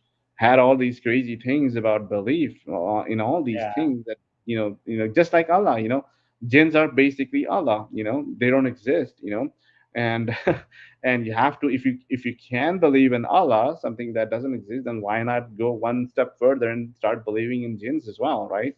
Oh no, this is interesting. And our show is literally called the Gin and Tonic Show. Yeah, that's what And I we actually, I was like, I thought about like mentioning this part, because oh, and we have a very well mannered, well cultured Jinni over here too, who runs his own channel. right. Very well mannered. He'll haunt you in your dreams, and he'll say everything. History is complicated. By the way, he does a history channel, which I do recommend checking out because he does like a lot of Islamic history as well as Roman history and Ethiopian history. So he's very good with the historical stuff. So, and of course, he's like, no, I'm not presenting a view. I'm not presenting a view. I'm just presenting the facts. Like, correct me if I'm wrong. So yeah, I definitely. Aside from that, yeah, definitely. I used to think. I think I can weirdly relate where I used to think that if there's a possession, for example, I would not buy it that it's a jinn possession. Like it definitely has to do something with like a mental disorder. Because I heard someone like Ahmadi or something like that say something that you should get it checked by a psychiatrist. I even saw it in um, the Temple of Satanism, like on the website. Like someone asked the question, "Hey, I'm possessed by a demon. What do I do?" And he's like, LaVey straight up is like, we don't practice any of that stuff here. Like, go consult a physician or a psychiatrist if you're having these troubles. Like, we're not the answer for you. So Right, it's exactly. like the first step you should be doing, which is get checked by a doctor, get checked by a psychiatrist. No, you're gonna call a qari saab or like a priest or something, and Right. that nonsense happens. And I've seen these. Have you seen those videos where they're like jinns live calling on shows, like Islamic Yeah. shows, but it never Right. happens in any other show. Always called like Right. And also there's this the idea of like possession, or like Hmm, exorcism, or whatever you call it, in the there's also this in Christianity, right? So being yes, possessed by, yes, what a I don't know what they demon. call it. They The call it a demon, exactly, demon. Yeah, demon, right, yeah, yeah. right. So this concept is very similar. What's so funny is that um in Christianity's case, Jesus is the guy who's the Iron Man or the Superman who saves the day, right? In He in performs exorcisms. Yes, yes, he's performing Right. And exorcisms. if it happens to be the Muslim kind, then the jinns and the somebody who's a Muslim, or like then it's the Quran or the magic of the Quran and Muhammad's message and blah blah blah. So it's like, if the jinn is, like a jinn, whatever the heck, if it exists, like how the hell is it possible that they they can they can respond to these two very contradicting, attacks. You know what I mean? So like it was just so Yeah, it didn't make yeah. any sense, right? So I heard I think it was a modern scholar say something like he was explaining like why it's not a jinn. Someone asked him why it cannot be a jinn possessing a person. And he gave this explanation that God made humans more intelligent than the jinn. And the jinn's not intelligent enough to possess a human brain. And weirdly enough, hey, I admit it, I bought that. I bought that a lot. Explanation. What do you think of that explanation? yeah, I mean they can keep going in circles around this. And one of the things, and I just remember one thing like we were talking about Quran, right? Yeah, yeah. One of the things that really, when I was like delving into all these different things, topics and whatnot, was like the the angel, like Satan, right? Who Mhm. used to be, it is understood, that he was an angel, right? Yes, yes. um, and we grew up, learning that he was an angel, not a jinn but an angel, right? um, and the problem I had was like, then later on, like if he's an angel, angels cannot do sin, right? Number one, that that's a contradiction in a way. The doctrinal contradiction right there, that the God, the Allah created angels to worship, right? Yeah. And they cannot disobey him, whereas if Satan or Iblis was an angel, then how the heck? Then I see all these arguments where he was. I mean, there's verse that says, he was of the jinn. It doesn't say he was a jinn. He was of the jinn, right? The Hmm. actual literal translation. Now, the problem with when the whole story goes in Quran, where they it talks about where um, Allah orders all these angels. There was like a angels standing somewhere, and Allah created, or God created this Adam, this first human, and then ordered the angels. So it says in the verse, and he ordered, or something along the lines with, he ordered the angel. The word angel, malaika, is used there, right? Yeah, yeah, yeah. And And the it comes from the Jewish word malach. That is. okay, got Yeah. it.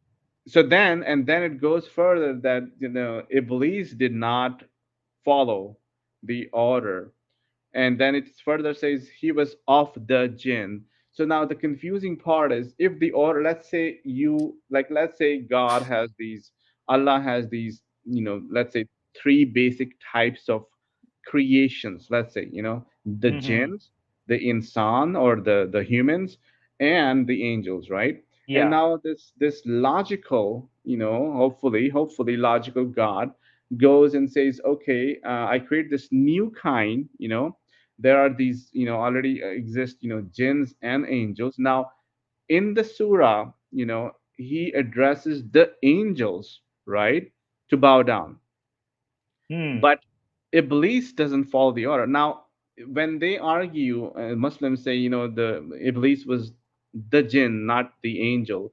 Then my argument is like, why the heck does this Allah order the angels and then punish Iblis when he doesn't? Like, the order does not apply to Iblis if Iblis. he's Yeah. not an angel, because it specifically says the angels, right? So all of these little intricacies in the Quran were like, why is it not clear? Like, all of these questions, like one of those questions that I had, like, why could this Allah not be clear? Like, is the status of Iblis a jinn, and how are jinns different from angels? And all of these things were like, without the hadith books, it's also hard for a Quranist to like figure out what the heck it's talking about. Well, what exactly does it mean? You know what I mean? So Yeah.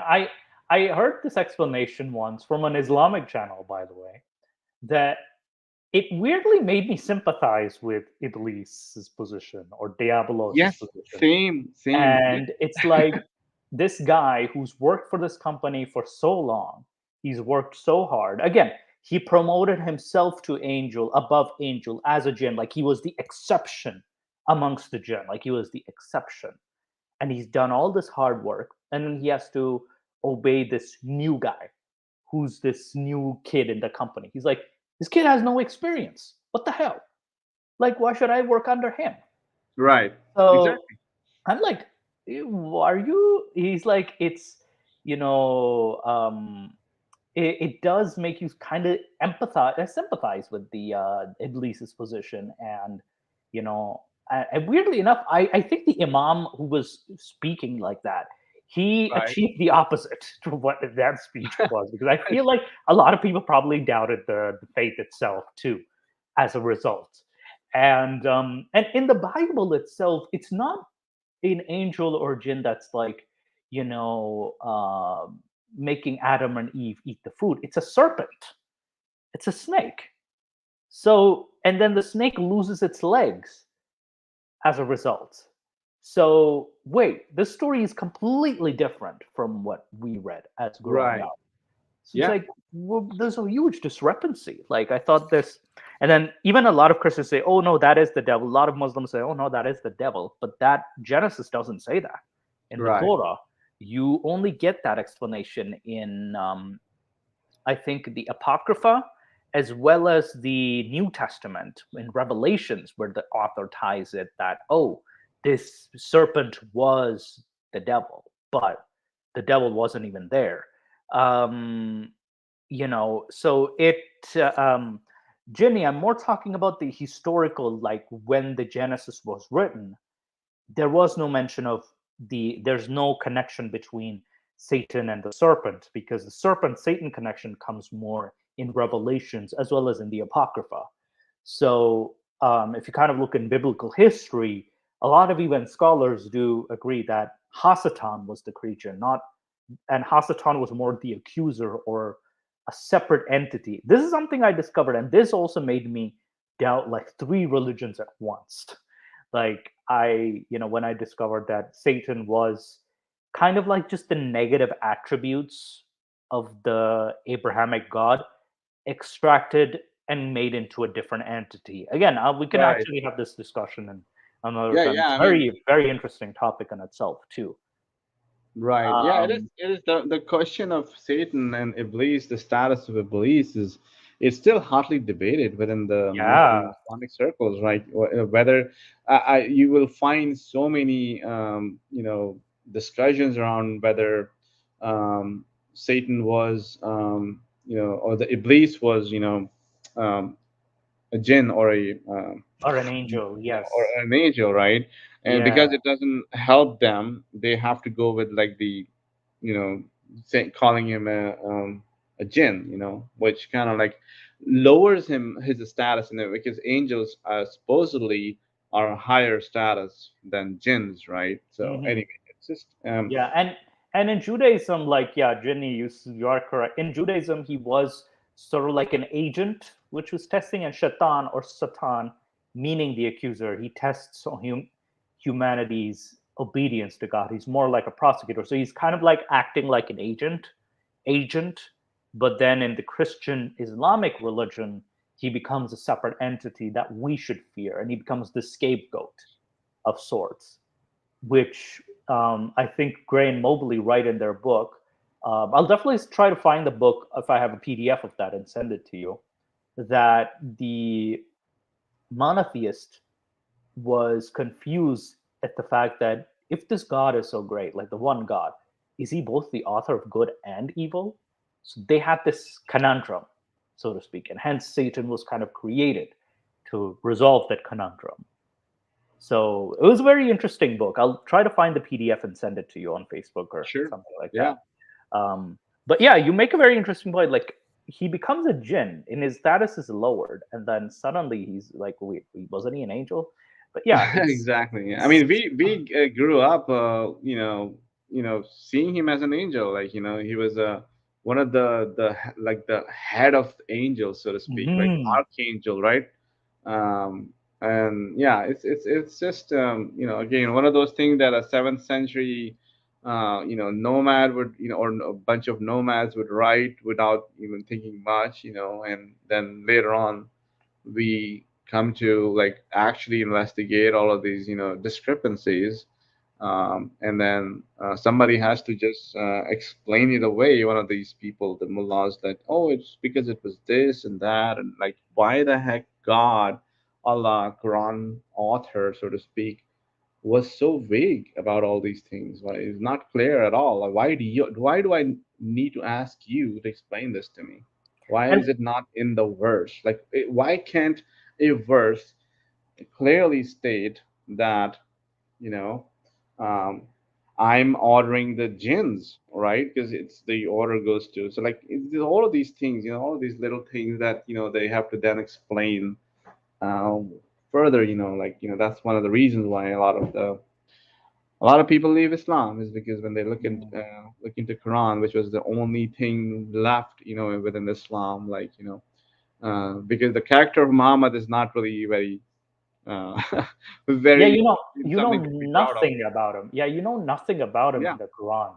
And exactly. Yeah. it by the way, how do I wanted to ask, how do Quranists like know he's, because he's only mentioned it for like what, 4 or 5 verses? So how do Right. they paint in the Quranist belief? How do they paint a picture of Muhammad? That is. So I mean, different chronists have different, like, views of this Muhammad, right? The I guess my personal take was that this message, so to speak, the Quran, was kind of like eternal in a way, and that's what I used to believe, at least until so like, and then it's like, how it's, they were taught that it's saved in the heaven, and it's preserved, and it cannot be changed and modified and whatnot, and Muhammad was just kind of like, um, like somehow happened to be at that time where, so this same message, so to speak, was delivered to all the prophets. Basically, this is what most Quranists would say, that Quran was the book, that came on all the prophets, not just Yeah, Muhammad, right? yeah, yeah, yeah, And yeah. they basically kept modifying and modifying, and it became all these other things, right? And now this last prophet, somehow, was able to, I don't know how, magically, keep it, even though if you really actually look at the actual history, it was really, doesn't make any sense how, it was not written down while he was alive, right? So, Yes. so if people writing something after the actual messenger, so to speak, has been buried long ago, how can you trust that? I mean, who can validate or certify that message anymore, right? So, so that's the problem. And do they like paint his character as, did he have any wives or something like that, or Do they is have there a what? is there like a biography of Muhammad made by the Quranist, or No, so it's the Quranists mostly de-emphasize Muhammad, and that's one of the arguments interesting, that Quranists have with the whole, like the rest of the Muslims, right? Where the Quranists are like, kind of like, just like you mentioned, just like as you looked at the site, it says God alone, which basically means just leave Muhammad behind. It doesn't matter this character who Muhammad was, right? Uh, interesting, very yeah, so it's like interesting. just God or Allah is, that's it. That there's nothing else to discuss, and a lot of the things that Muslims do, like for example, most Quranists would not do this, what do you call it, the roots sharif, like I don't know how to translate Allahumma that salli into ala English. Muhammadin. Yeah, yeah, yeah. Allahumma salli they ala they Muhammad wa don't ala believe in Muhammad. that, because they don't believe in that, even though there's a verse that says, they, Allah sends, darood and salam, but it doesn't say what the whole darood is, right? Yeah, So a lot of those things are like, um, um, basically Quran is saying, that's the thing, that's the problem with the mainstream Islam, where they have elevated the status of Muhammad, where it should not be anything other than, like, some vague personality or some vague human being, who came, and he was irrelevant to the message. So basically, the message is what matters, not the messenger, right? So that's how, generally how the Quran is to view it. oh, interesting. So there's no like biography, there's no like rise of Islam, or like no focus on the history of it No. whatsoever in the So as interesting. as I mentioned, like, Islam always existed, right? So like, Oh, so wow. it's always been the case. So kind of the same as most Muslims believe, like, hey, Islam will, like, every single person is born a Muslim, and you have this covenant with Allah, and you're like, before you were born, you made this promise that you're a Muslim, and then you forget about that promise and all of those things. Yeah, I'm kind of like weirdly, even just my entire thing is like I'm weirdly questioning, like, does the Sira count? Like, how do you know that this is the final book? Like, how do you know that if you're just a Quranist? How the hell do you know that? Like, Right. so many questions. So like the Quran is, like they would I mean, they would call it the only message, like not necessarily the final message. So they wouldn't consider any other message. So so that's why they wouldn't label it as the final, which would imply that there are other messages, right? So Yeah.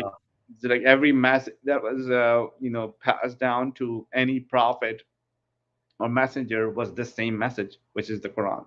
That's Yeah. how generally how they view it, you know. Yeah. So And it's there's another question that I had. Oh crap, I had a brain fart. My apologies. Had just, the train of thought just crashed. Um yeah, how do they, what do you call it? How many yes, there we go. Is there like any emphasis on prayer, or how many times do they pray? Because I know in the no, Quran there's mentioned three prayers. That is. right, right. So one of the I think somewhere I read, the actual um, yeah, three prayers, right? And it doesn't say how to pray, very Yeah. importantly, right?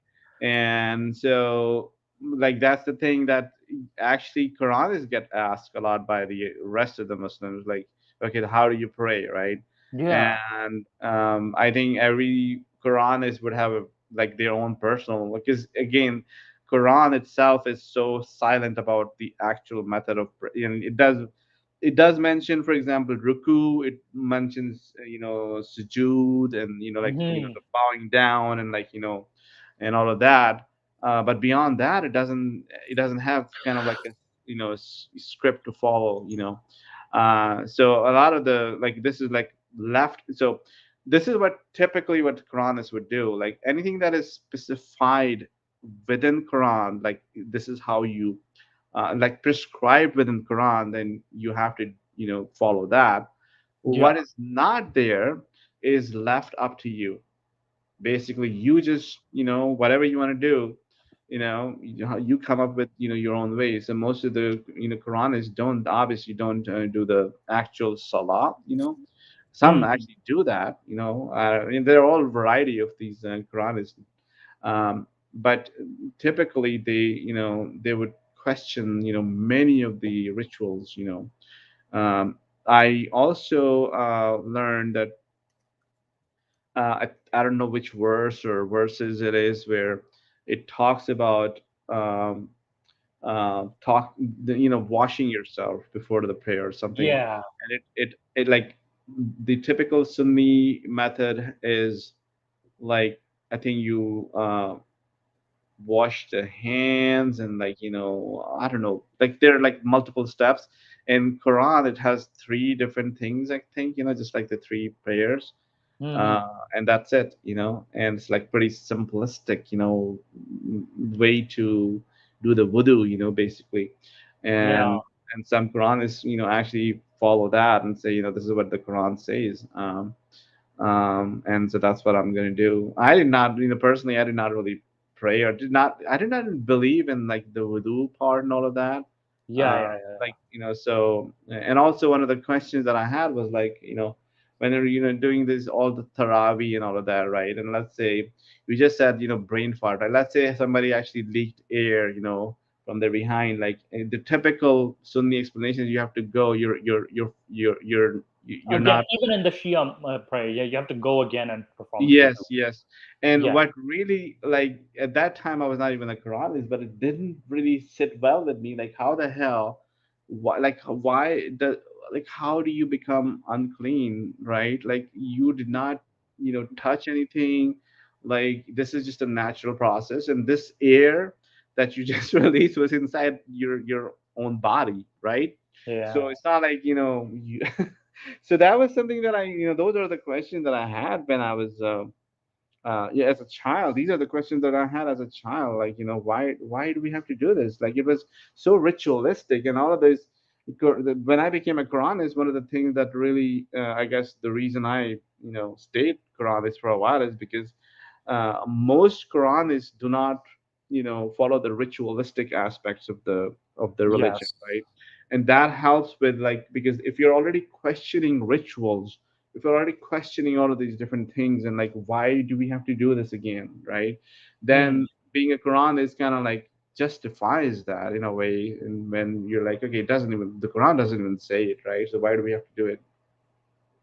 Absolutely. And I can definitely see. I wanted to ask, there's a mention of a night vigil in the Quran. I think it's either chapter 17 or chapter 73. Don't recall. And is there like a performance of a night vigil amongst Quranists? A night what? I'm sorry. Vigil, like candles, the candle night candle prayer or something like that. I have never come across anything like that. No, Yeah. Okay. no. 1 second. Let me just pull up It's in Surah Isra. It's a voluntary prayer, I think. Night vigil. 1 second. Let me just pull up the verse 73. Is it Surah Isra? Isra? Wait, no, no, no, no. Just 1 second. I'm just gonna. Hmm. Quran night vigil.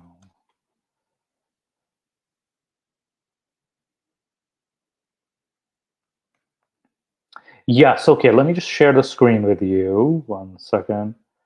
Because I was very curious about this. Like, how do they even have this ritual? So there's chapter 17, verse 79, most exalted station, and keep a vigil for a part of the night as a supererogatory devotion for. So let me just 17 and keep a vigil part of the night as a supererogatory devotion for you. It may be that your Lord will raise you to a praiseworthy station. So this is keep vigil. Then there's also 73:2, which says, stand vigil through the night except for a little. So there's like a night vigil. And I saw this indeed the watch of the night is firmer in thread and more upright in the respect of speech. So there is this practice, and I even came across this in Sahifa Sajjadiya and like the Shia belief as well. Like the fourth Imam used to perform night vigils too. So I was wondering, like, you've never heard of this practice? No, never came across it. And I'm pretty sure if we look up all those Quranist translation of the same verses, there are probably gonna be something else. They're probably gonna. Probably, yeah. No, I'll Yeah, have to look into yeah. those because like it is a very interesting, but a very abandoned. It feels like an abandoned practice I of mean, here's sorts. this is the issue that Islam has. Like a lot of the things that Muslims do today, like the kalama, right? The one Mm, basic thing, and as a Quranist, I had a problem with the kalama, right? Uh, because it doesn't say, like La ilaha illallah Muhammad Rasulullah anywhere in the Quran. Like one book yeah. sent by this Allah, and which is like protected to be the eternal, and uh, does not have this the first pillar, which is like the shahada, so to speak. And yeah, it's just those are the things. That's why you when you become a Quranist, a lot of the Muslims are like, you're not a Muslim anymore, because a lot of those things Quranists would just outright reject it. I had arguments with my own father about La ilaha illallah Muhammad Rasulullah, and at that time I was like very argumentative, and like literally like talking with all of the other rest of them, Muslim family and friends, about what it means to be a Muslim, and Yeah. I I found a verse that basically kind of like talks about like what you have to believe in, and there like a number of things were listed, like kind of like a kalama, so to speak. Mm, It doesn't say like ashhadu an la ilaha illallah Muhammad ashhadu anna Muhammad Rasul ashhadu an la ilaha illallah wa ashhadu anna Muhammad Rasulullah. It doesn't say that. It says you have to um, believe in the angels, and believe in jinn, and believe in all of these other things, like um, um, the life after birth, sorry, birth after death, and like life after death, and all of these other things that uh, when we don't recite, we don't say it as part of it. We just insert Muhammad into every, like typical Muslims, like traditional Muslims, I should say. They just insert Muhammad into everything, like wherever Allah comes, Muhammad comes right next to Allah. Yes. and that is where the gist of the, I guess, the argument that Quranists have is like, why are we inserting Muhammad everywhere? So Yeah, I did read a reformist Muslim who did. There was a book called like Problems of the Reforming Islam, and someone did say that we've.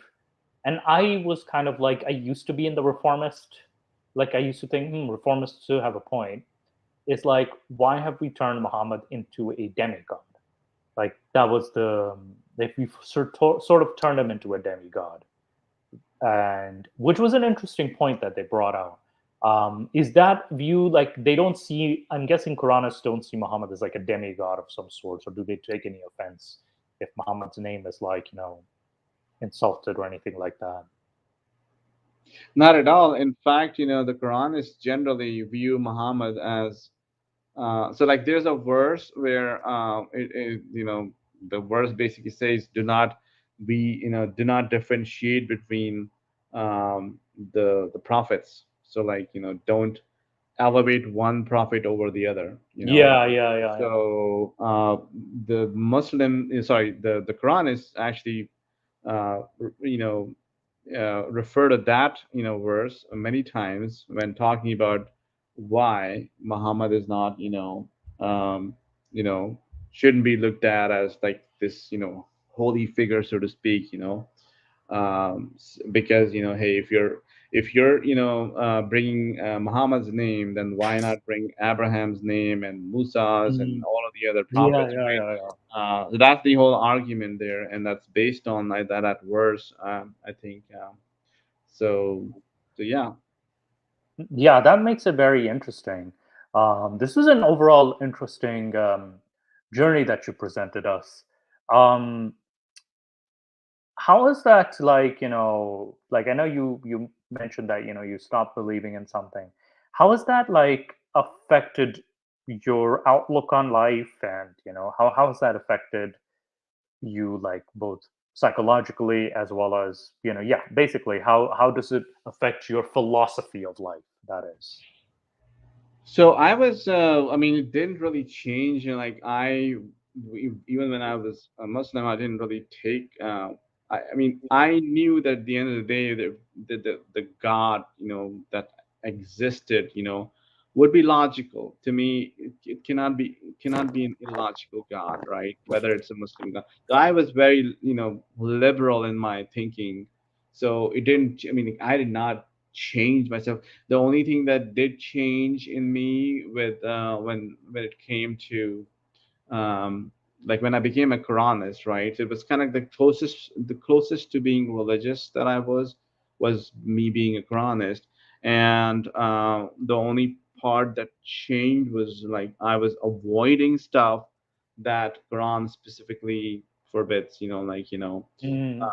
The pork, the bacon, whatnot. I was actively avoiding. Not to the extent where some Muslims go, where they're like, they look at the label of everything, and if Yeah, it's, yeah, yeah, yeah, you yeah. know what Is I there mean, like gelatin or gelatin. something? If it is gelatin, I was not that. I Yeah. was not that crazy. But I did like, if there's bacon, I would still, So this was like, if there is a restaurant that is serving bacon and other, I would, just go eat and order something that doesn't have bacon. I even, like, for example, a few times what happened is I ordered something and there was, uh, bacon in it, and I just basically said, "Oh wait, you got this." So the waiter or the server basically took it back, removed the bacon, or and then brought it back, and I ate it. I didn't have like some Muslims were like, "No, I'm not gonna eat it at all because it's touched my Yes, food." You yes, know what I yes. mean? So I was very like, I don't know if I should call it liberal or like very free thinking in that sense, where I didn't really care about these. In my mind, a God or a creator cannot be this nitpicky about all these little things. I Yeah, mean, although yeah, he did mention don't eat, pig's meat for whatever reason. yeah, I don't yeah, think yeah, it's yeah. gonna be so illogical that he's gonna be like, oh, why did you even touch it? You know what I mean? So Yeah. Also, like, I know I'm playing devil's advocate, or I would kind of like, if I were the boss or like if I were like a food critic, I would like, no, make it again. make it again. If Right. you wanna if you wanna respect someone's beliefs, don't just do Right. that. Just, what do you call it? You wanna make it again. But Right. Exactly. it's again, because I've also like kind of seen work in this industry, so I'm like, no, don't do that. Right. So it's like, yeah, but I know, luckily for them, you were fairly like lenient and stuff. So Yeah, yeah. that I was mean, very lucky. I looked at it this way. Like I live in a country where this is common. It's not like hey, things have people love bacon, people love Oh all of these yeah. things, right? So it's not like they're trying to like hurt me intentionally or anything like that, or trying to hurt my feelings. I looked at it like, hey, they made an honest mistake. It's not like it's not Yeah, yeah. personal, and at the end of the day, you know let's that's I think the way I looked at it is this gesture of me being kind, if there is a God, that would be more, I guess, um um following him in a way, like following Mm, his, whatever he wants me to do, like being kind to another, not like like saying, hey, you gotta redo it, why did you do it, and all of that. So and I unfortunately I didn't have this problem, but like a lot of the people who were around me did have, a lot of my even Muslim, uh, even liberal, like so-called Muslim friends, they some of them, like they only ate halal.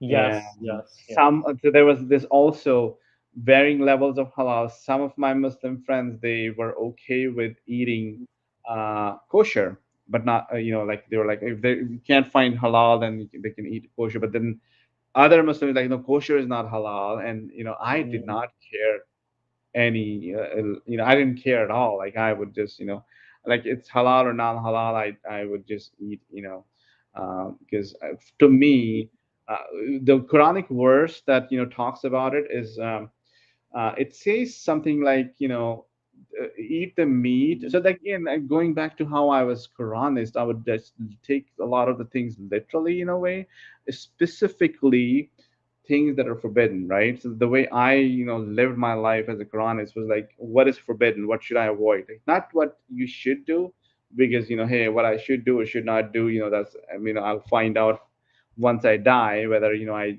didn't live up to. But like, what should I not do? So it mentions that you should avoid meat on which uh, any other god's name has been like any other god's name has been mentioned, something yes. along those lines, right? Yeah, yeah, Now, the non-halal meat, no god was mentioned, right? There's no, like, typically when you go eat, McDonald's or wherever, they don't go have a ritual of like, okay, this is, we're gonna cut this, whatever, and or slaughter it, in for this specific god. They don't do that. It's just, the meat industries, they it's an don't give a industry, crap. that's Yeah. a different. So they don't do that. So for me, following the Quran, it was fully in line with what the Quran says. I'm not eating now. I may have avoided, if let's say somebody, was in a ritualistic way, had offered me something that was tied to some religion, I would Mhm. probably avoid it, because based on, again, that's the Quranic verse that it's some God, uh, other than Allah or whatnot. So yeah. Yeah, no, that's very interesting. Also, just one final question. Like, it's a very interesting. Did you ever come across the virgins and that was translated to grapes? Was that ever a thing, that the virgins were translated to grapes in heaven? Okay. Yeah, I came across, and like, yeah, there were so many like so many, um, uh, that was, yeah, I mean, I know one of those things that I did. So the way I read the Quran was like, I was basically like, I was not like following every single thing that was in there, like taking it like literally. I was only like, okay, this is what I need to avoid in this life, and that's it. Not really worrying about whether it's what the I knew that there was this whole idea of like hoor and all of that. I Funny thing that I never during my time as a quranist, I never came across this big grapes, the verse about big, breasted women.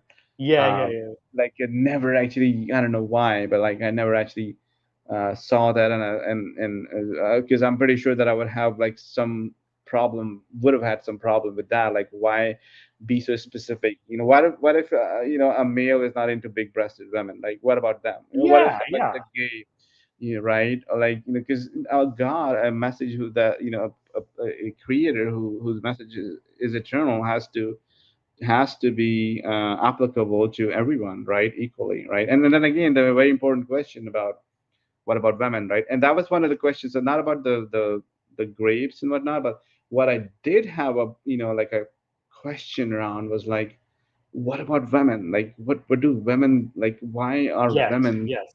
treated Yeah. like? This was one of the sticking point that I had for a really long time, that led me into becoming a Quranist. Also, that the question about like the status of women, why they're treated differently. I mean, less of a humans, and and then again, you talk to anybody and any of the mullahs, they're like, because men are blah blah blah, because we have whatever, all of the The protectors of mansplaining. women. Yeah, All the mansplaining. mansplaining that they do is all of the mental gymnastics they come up with didn't sit well with me, and especially this really affected me much more when I became father of daughters, right?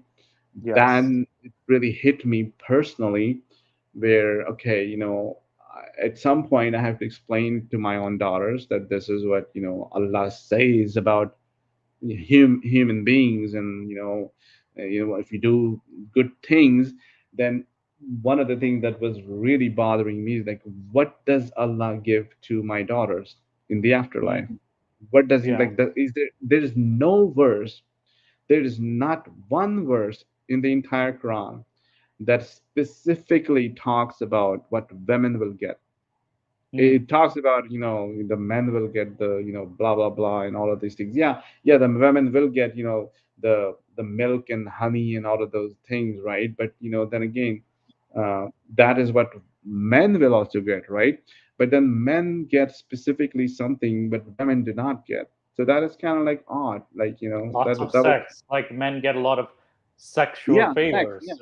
Yeah, It's so like yeah, and it's very like you get wine and honey. And yeah.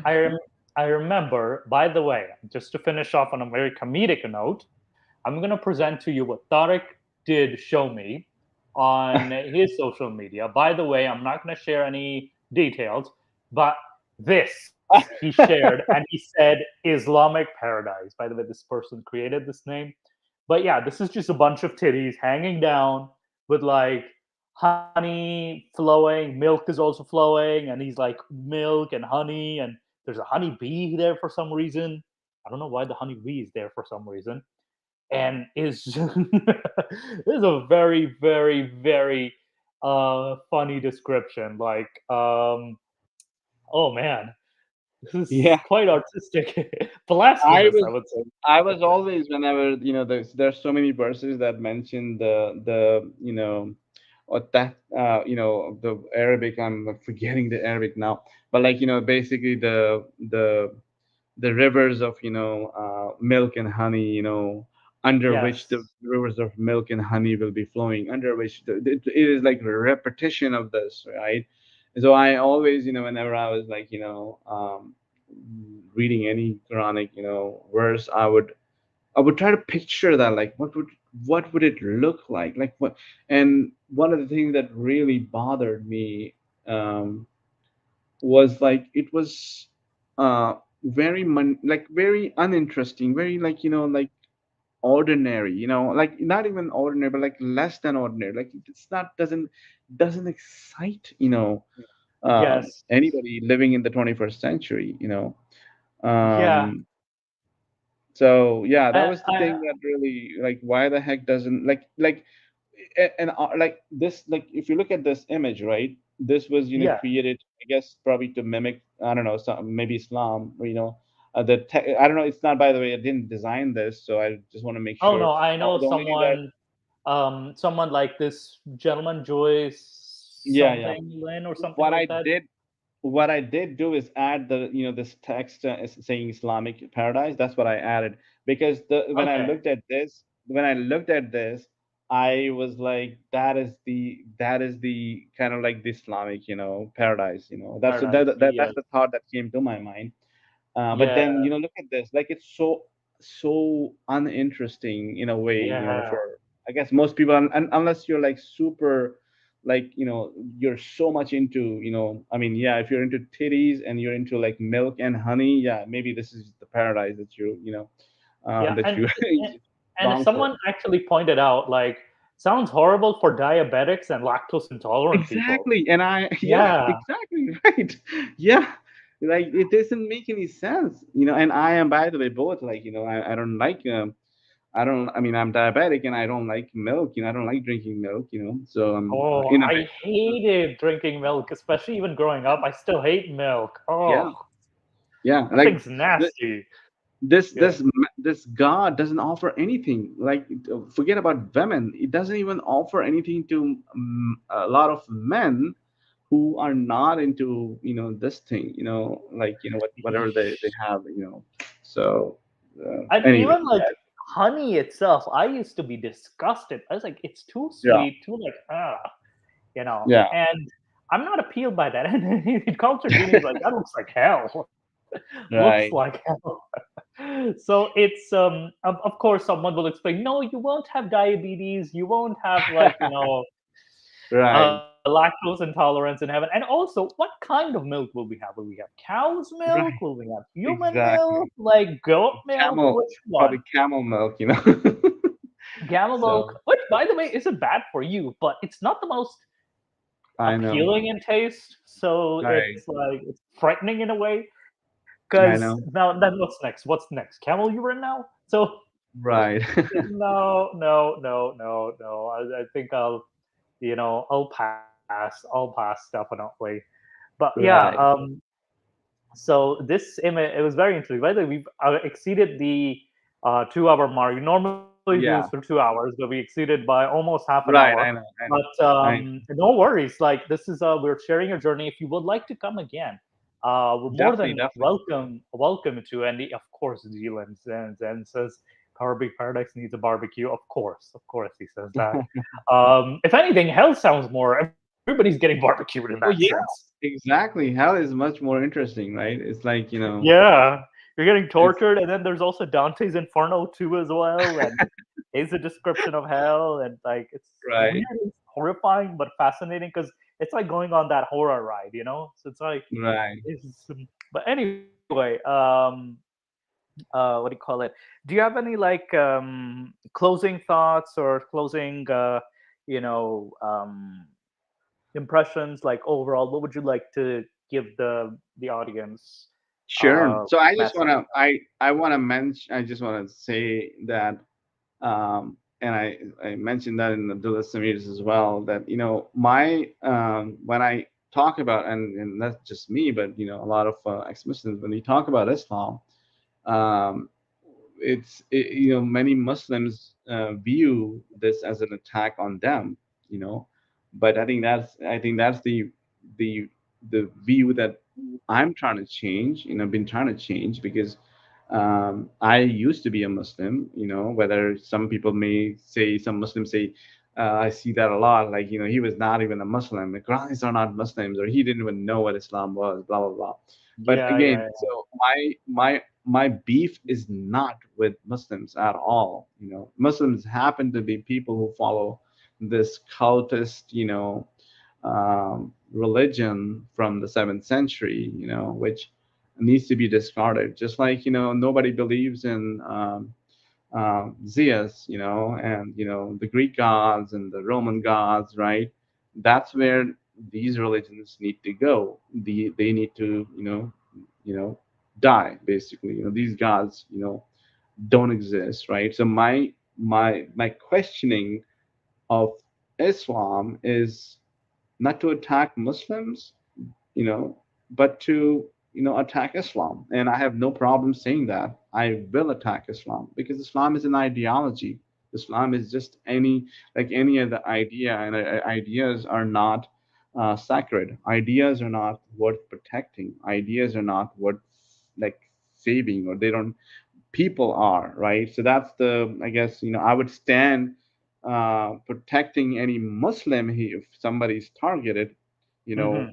or Hindu or Christian, if they're targeted, I'd be on the side of the theist, if they're, Yeah. but I would not be there protecting the religion. So Yeah. that's the difference. I think a lot of the people, get so riled up in like this, us versus them kind of mentality, where like they listen to us and then basically just discard us as like, hey, you hate Muslims and you're trying to spread hatred, for Muslims. No, that's not exactly. I mean, if you listen to a lot of the, ex-Muslims, we don't do that. I mean, the whole idea is to talk about these ideas, these, 7th century ideas, and try to bring up more openness, like, so everybody can freely question these things, and it's important to question.